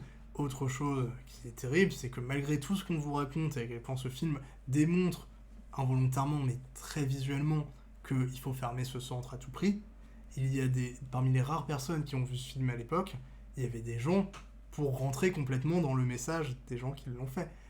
Il y a quand même la critique du Canard enchaîné de l'époque, qui est absolument terrible et qui rentre complètement dans le discours de ce gars-là. Donc voilà, c'est des choses qui sont passées comme une lettre à la poste, alors que c'est terrible. Ouais. Voilà, pareil dans les pauvres personnes qui se sont retrouvées là et qui auraient mieux fait de faire autre chose de leur été. Il y a Lionel Melet qui était dans Hélène et les garçons. Et dans Futurama. Et qui se retrouve là, pauvre Lionel. Pauvre Lionel. Voilà, on pense à toi.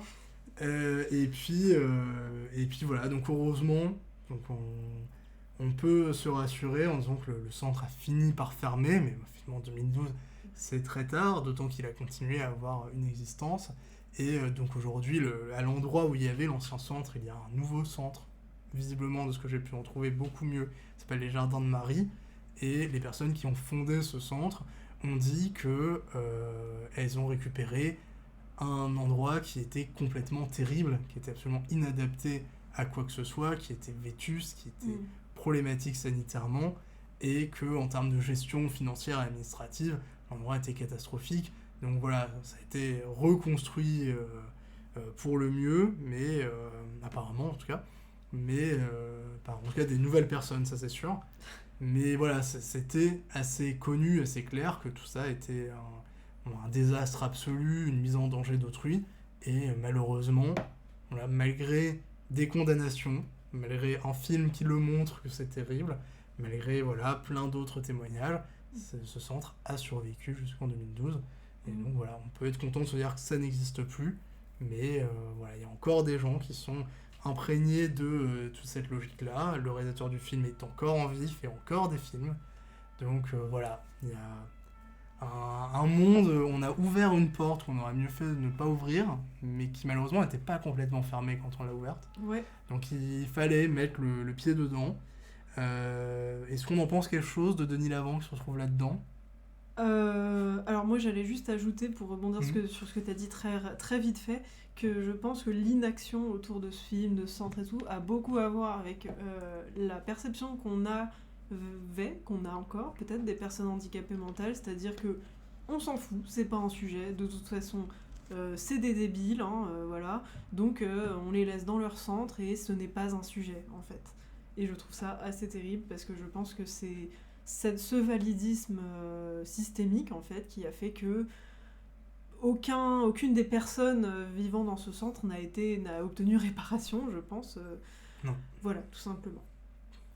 Et donc Denis Lavant, moi, je me demande ce qu'il est venu faire ici, et en même temps, je comprends un peu, et ça me désole. Je pense qu'il y a vu un projet engagé et fort et tout ça, et je serais vraiment curieuse de savoir quel regard il a sur le film maintenant. Alors personne ne l'interroge dessus, mais effectivement, oui, Denis Lavant est aussi dans toute cette logique tout cet univers d'une gauche intellectuelle, théâtreuse, qui a du mal à remettre en perspective tout plein de manières de vivre et de penser avec lesquelles ils se sont formés. Et donc il est de cette génération-là aussi, et donc c'est pas si surprenant de le voir là, mais effectivement c'est un petit peu désolant. Voilà. Ouais. Un petit peu désolant, surtout dès le 2e épisode. Voilà, mais on va quand même continuer, hein, tout en ayant en tête, voilà, nous, on cherche à explorer l'histoire du cinéma et aucunement à construire un piédestal ou construire une image quelconque d'une personne qu'on ne connaît pas personnellement. Et voilà, on explore à travers un objet qui est Denis Lavant un trajet dans l'histoire du cinéma français et pas que français. Oui. Ça me fait ma transition dès maintenant, puisque... Ah non, il y a un court-métrage qu'on n'a pas vu avant. Oh non, la transition. Zut, j'ai raté ma transition. Mais très rapidement, du coup, il y a un court-métrage sorti en 95 qu'on n'a pas pu voir en entier, qui s'appelle L'Ennemi, réalisé par Hervé Renaud, et on reste encore dans ce petit univers très restreint, puisqu'Hervé Renaud, c'était un assistant réalisateur sur Les Amants du Pont-Neuf. Vraiment comme ça qu'il rencontre Denis Lavant. Et donc du coup voilà, on sort pas complètement de cet univers, mais dans un film très différent, vu que c'est un film de guerre, qui se passe avec aucune contextualisation de l'époque, du lieu, des enjeux. C'est vraiment purement la guerre. Et donc avec Denis Lavant en soldat, pour la première fois, mais pas la dernière. On y reviendra au prochain épisode. Mais voilà, on a pu voir quelques images du film là encore, mais pas le film en entier. On est vraiment sur des images de guerre, donc on n'a pas grand chose à en dire, mais un petit peu surprenant de voir Denis Lavant là, et en même temps pas tout à fait, pas totalement, on est dans quelque chose très dans l'action, le corps, le mouvement, et très peu dans la narration et le contexte historique, donc pas si surprenant. Et donc on passe cette fois à un film international, c'est pour ça que je disais pas que français, puisque Denis Lavant va nous amener par sa carrière en dehors de l'Hexagone, avec du coup Wild Animals, qui est le 2e film de Kim Ki-duk, réalisateur sud-coréen, film qui sort en 1996, très oublié, difficile à trouver. On peut remercier notre camarade Alexandre qui nous a trouvé, déniché une copie du film. Enfin, est-ce qu'on devrait le remercier? Je ne sais pas. Il fallait le voir. Il fallait le voir. Bonjour. Bonjour. Comment t'appelles-tu? Changhe. Et toi? Corinne. Corinne. Je te remercie beaucoup pour tout à l'heure. Merci. Aimes-tu la statue de Claudel? Oui, j'aime beaucoup l'expression de Camille Claudel. J'aimerais beaucoup posséder cette tête.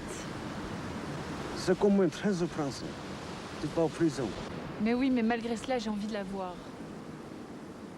Pour résumer rapidement ce film difficilement résumable, on suit 2 immigrants sans papier coréens, l'un étant un Coréen du Sud, l'autre un Coréen du Nord, qui, même si c'est absolument pas clair dans le film, mais c'est le synopsis, voilà, qui se rencontrent au moment où l'un essaye d'arnaquer l'autre, qui finissent par sympathiser, par s'entraider, pour voilà, survivre dans Paris. Ils croisent différents personnages surprenant, une femme coréenne qui est à la fois une passeuse de drogue et une danseuse de peep show, et une statue humaine qui officie dans les rues de Paris, obsédée par un buste de Camille Claudel dans un parc, et qui a des problèmes relationnels avec un homme qui est un peu son copain, un peu son macro, un peu, voilà, qui est très violent avec elle, et qui la frappe d'ailleurs avec un macro congelé. Ouais. Voilà. Et donc eux, au milieu de tout ça, pour se faire de l'argent, ils vont devenir les hommes de main d'un mafieux local qui est joué par Richard Bohringer, qui joue vraiment du Richard Bohringer, voilà, le mafieux un peu dur. Et pour situer Denis Lavant là-dedans, qui n'a pas un grand rôle, il est le copain de la femme coréenne passeuse de drogue, visiblement lui aussi un mafieux, un homme pas très sympathique, et qui s'appelle Émir, et non pas Émile, comme c'est écrit sur toutes les pages sur la carrière de Denis Lavant. Parce que moi aussi, au début, je me suis dit que c'est parce qu'ils sont coréens et ils prononcent Émile, Émir. Oui. Sauf que le personnage de Denis Lavant décède, et il y a une pleine page dans le journal du matin sur sa mort. Ah oui. Déjà, c'est bizarre. C'est quand même... C'est un petit mafieux qui se fait assassiner. Il y a une pleine page avec une photo. C'est dans les faits divers, non? Et il y a écrit « Émir, tué par la mafia parisienne ». Donc déjà, il n'a pas de nom de famille. C'est-à-dire que c'est comme si c'était un chanteur célèbre. Ouais, ça s'appelle juste Émir. Et il s'appelle bien Émir, c'est écrit dans le journal, c'est E-M-I-R, c'est écrit dans Le Parisien, je sais pas quel journal, mais le journal du matin. Voilà, donc il s'appelle Émir, ça n'a aucun sens.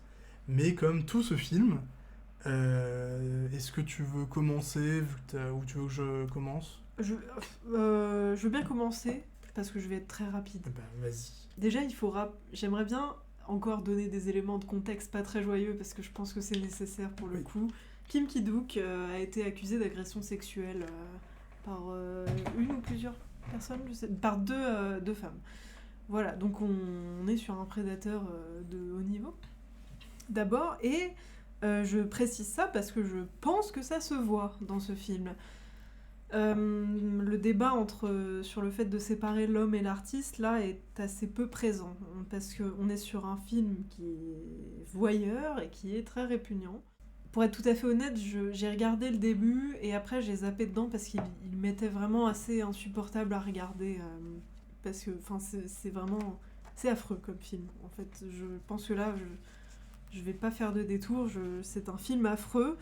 Bon, déjà l'intrigue vaguement policière m'a que très peu intéressée, et ensuite un film où les deux seuls personnages féminins sont des prostituées ou qui s'en rapprochent à peu près. Bon, déjà on part bien. La femme qui est une statue humaine, elle est esthétisée d'une manière que je trouve assez malsaine aussi, parce que on peut trouver les corps féminins nus beaux, esthétiques, on peut les sublimer dans des films, c'est ok. Mais là, il y a des gros plans sur son corps alors qu'elle fait la statue humaine, donc on a vraiment une femme qui est transformée en statue, littéralement, qui est déshumanisée. Et je trouve que ça en dit long, en fait, sur la personnalité de son réalisateur, certes, mais sur la teneur de ce qu'il veut raconter. On est sur des femmes qui sont instrumentalisées par les hommes autour d'elles, qui sont violentées. Les scènes d'amour, les scènes de sexe dans ce film sont terribles à regarder, elles sont d'une violence...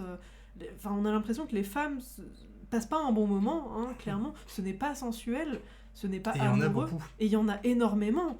Vraiment, je vous ai dit, j'ai zappé dedans, j'en ai compté une dizaine quoi, de scènes de sexe. Donc vraiment assez horrible. Je me suis dit au début que le film était vaguement misogyne, et au bout d'un moment, j'ai fini par me dire qu'il était carrément masculiniste.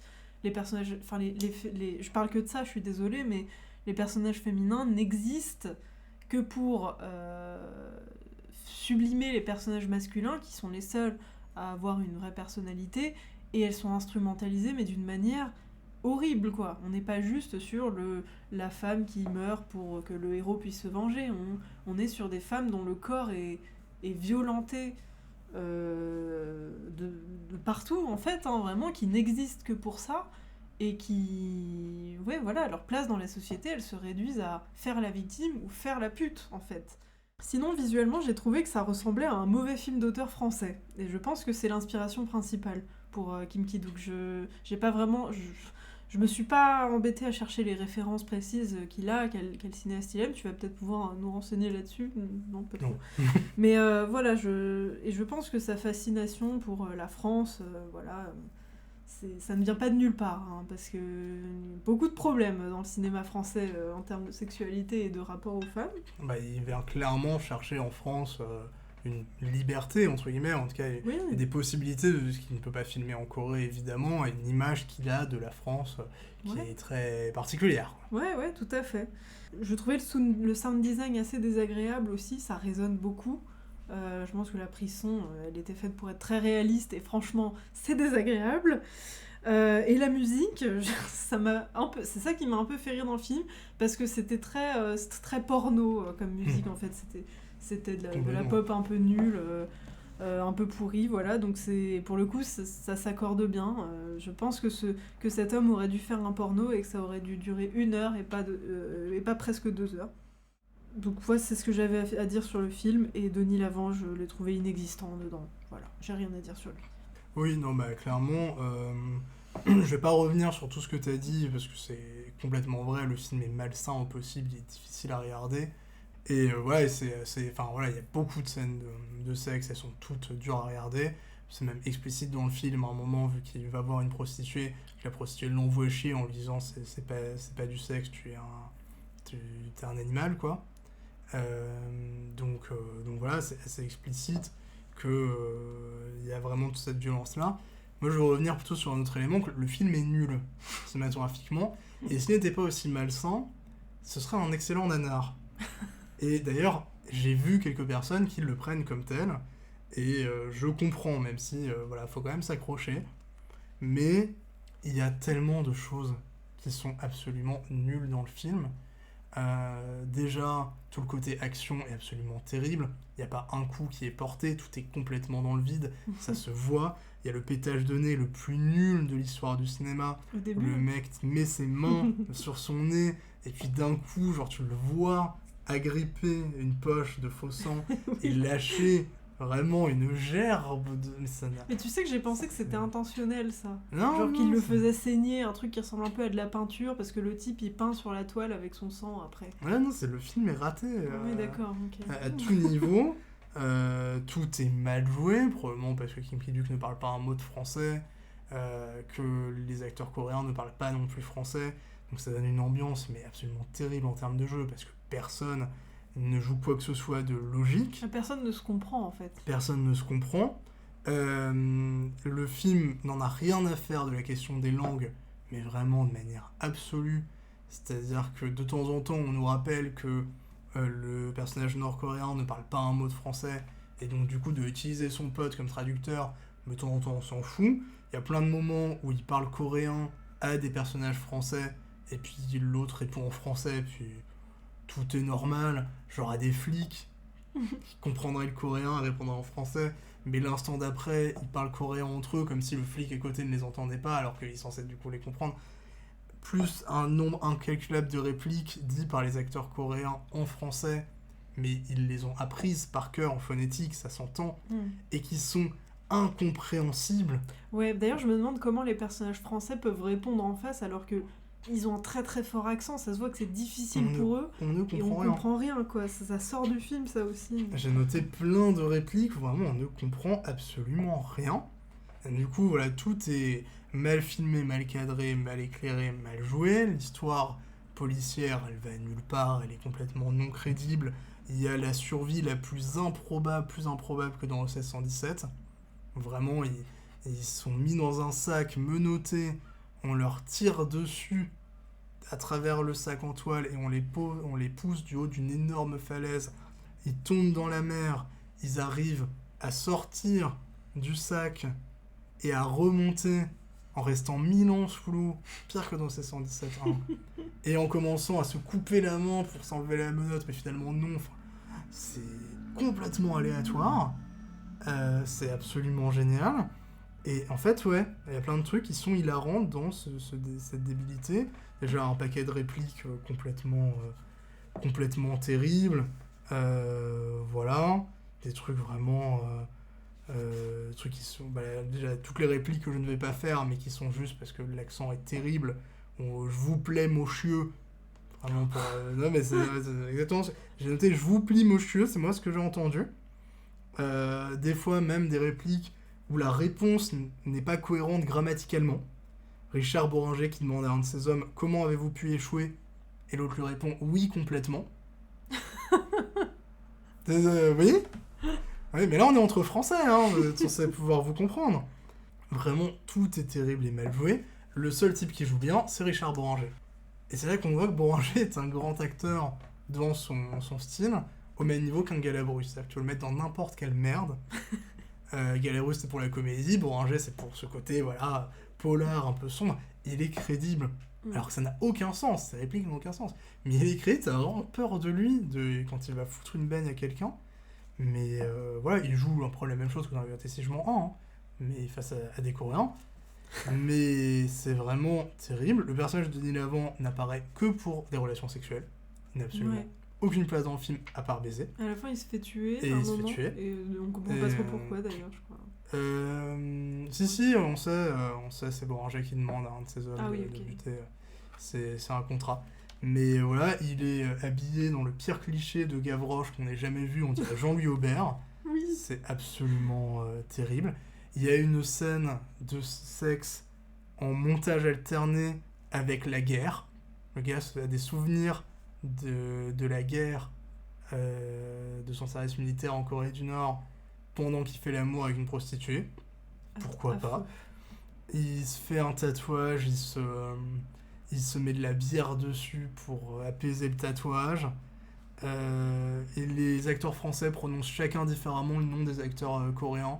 C'est dans la preuve que plus personne n'en a rien à faire. Il y a un meurtre par coup de maquereau congelé. Femme tue son maquereau, c'est ça la blague, en lui transperçant le ventre avec un maquereau congelé, parce que pourquoi pas.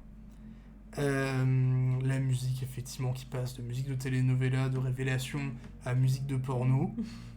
Il y a vraiment des trucs absurdes. À un moment, du coup, on lui demande de tuer du coup la femme de Bohringer et son amant.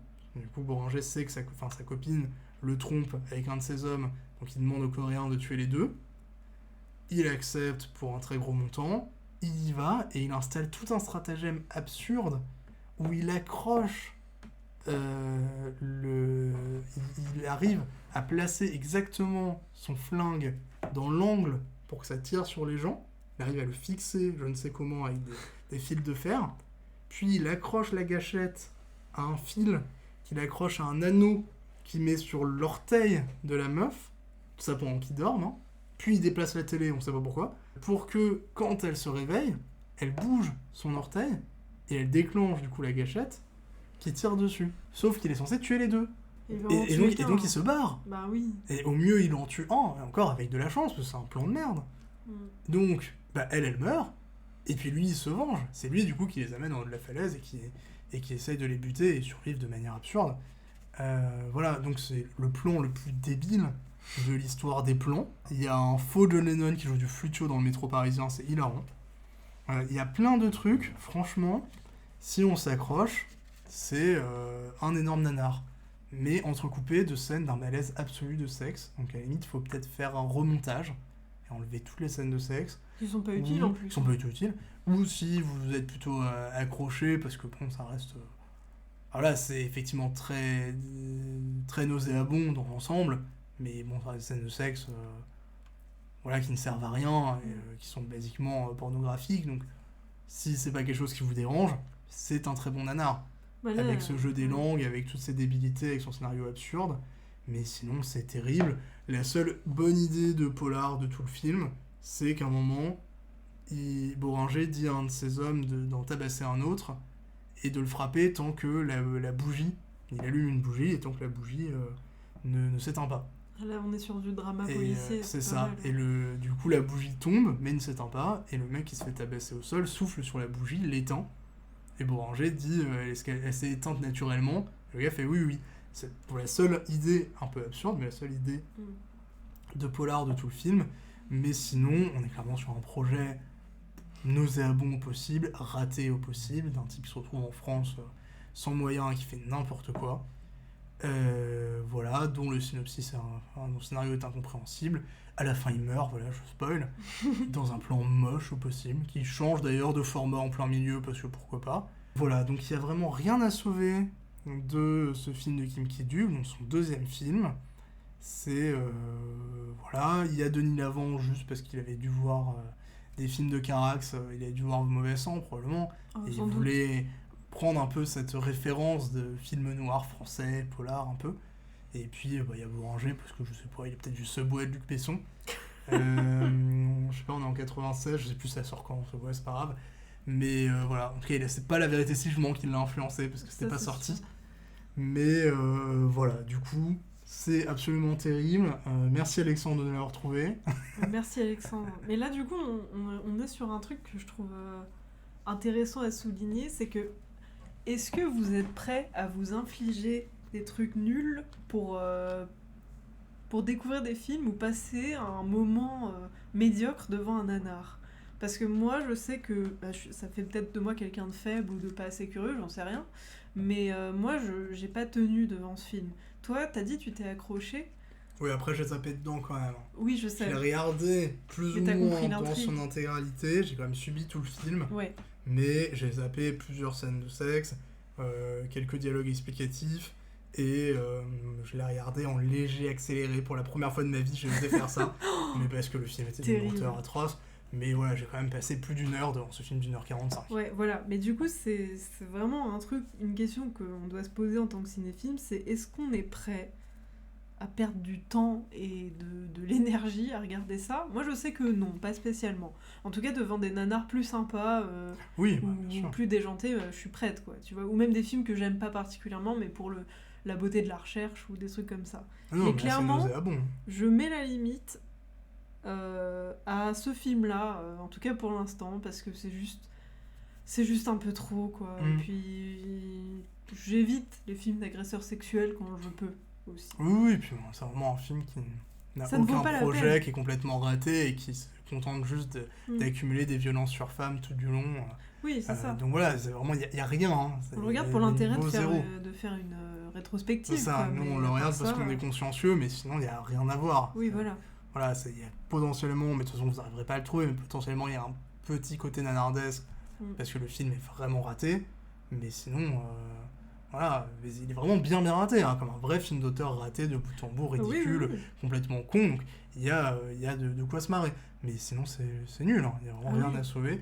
Donc voilà, on termine l'épisode là-dessus. Qu'est-ce que ça nous dit de la carrière de Denis Lavant avec ça? Bah qu'elle commence quand même de manière un peu complexe. Bah en fait on était dans l'épisode précédent, dans les années 80, les balbutiements, la découverte de Léos Carax, la rencontre et tout ça. Et là on rentre dans les années 90, on pourrait se dire que bon c'est la suite, c'est les 5 prochains films, la carrière est plus affirmée. Et je trouve que on est sur une série de fails assez impressionnante en fait. Qu'est-ce que t'aurais à dire toi là-dessus Bah j'ai pas l'impression qu'à ce moment-là il a réellement conscience de construire une carrière cinématographique. Il joue essentiellement avec ses proches. Il est déjà un petit peu dans une autoréférence de sa carrière, en tout cas pas volontairement lui, mais on l'engage pour référencer déjà des films précédents, donc il a déjà une image, mais il a pas de carrière. Il a une image, mais ouais, pour l'instant, on voit ça, on peut se dire que sa carrière peut s'arrêter là, quoi. On ne devine pas forcément une suite de carrière, il n'y a pas une construction de quelque chose. Voilà, c'est une figure connue du cinéma d'auteur français parce que Carax, mais c'est tout. Quand même, tous les autres films ne font pas d'entrée. Et puis, voilà, je suis pas sûr qu'il y ait une volonté de son côté à ce moment-là de construire quelque chose. Il a encore beaucoup au théâtre. Voilà, je pense que c'est clairement l'épisode 3. On va voir comment des meilleurs cinéastes vont peut-être se réapproprier la figure de Denis Lavant, plus son image sur d'autres choses. Donc voilà, je pense qu'avec l'épisode 3, là, c'était vraiment l'épisode de la souffrance absolue. Ouais, mais bon, on l'a fait. Il y aura pas pire, c'est sûr. Ouais, mais du coup, ça prouve bien que notre but, c'est vraiment pas de porter au nu Denis Lavant. Quoi. Parce que jusqu'ici, on a vraiment l'impression que c'est quelques films faits par un acteur qui est surtout au théâtre ou ailleurs ou au cirque, en fait. Sauf que, justement, comme tu dis, on va peut-être voir la manière dont il va s'affirmer avec des cinéastes plus expérimentés, et surtout qu'il n'engage pas que parce qu'il a joué chez Léos Carax, quoi. Et ça qui est intéressant avec le Denis Lavant, c'est malgré tout que ça reste un peu extérieur au cinéma, qui à la fois construit des échos et qui en même temps ramène est toujours au service de propositions parfois très particulières, pour le pire et le meilleur. C'est ça. Donc on se retrouve bientôt pour un 3e épisode qui va nous amener jusqu'à la fin des années 90, jusqu'à l'an 2000. Waouh. Incroyable. On va sortir de cette période atroce. Enfin. Enfin. Voilà, il y aura plein de choses surprenantes et intéressantes. Et puis on espère que cet épisode vous a plu, qui vous a donné envie de ne jamais regarder les films qu'on a vus, à part peut-être le joueur d'échecs. Et puis la partie d'échecs. Non ? La partie d'échecs. La partie d'échecs, oui, t'as raison, le joueur d'échecs. Dostoïevski. Tout à fait. Voilà, on espère que vous vous portez bien et on se retrouve très bientôt. À bientôt. Salut.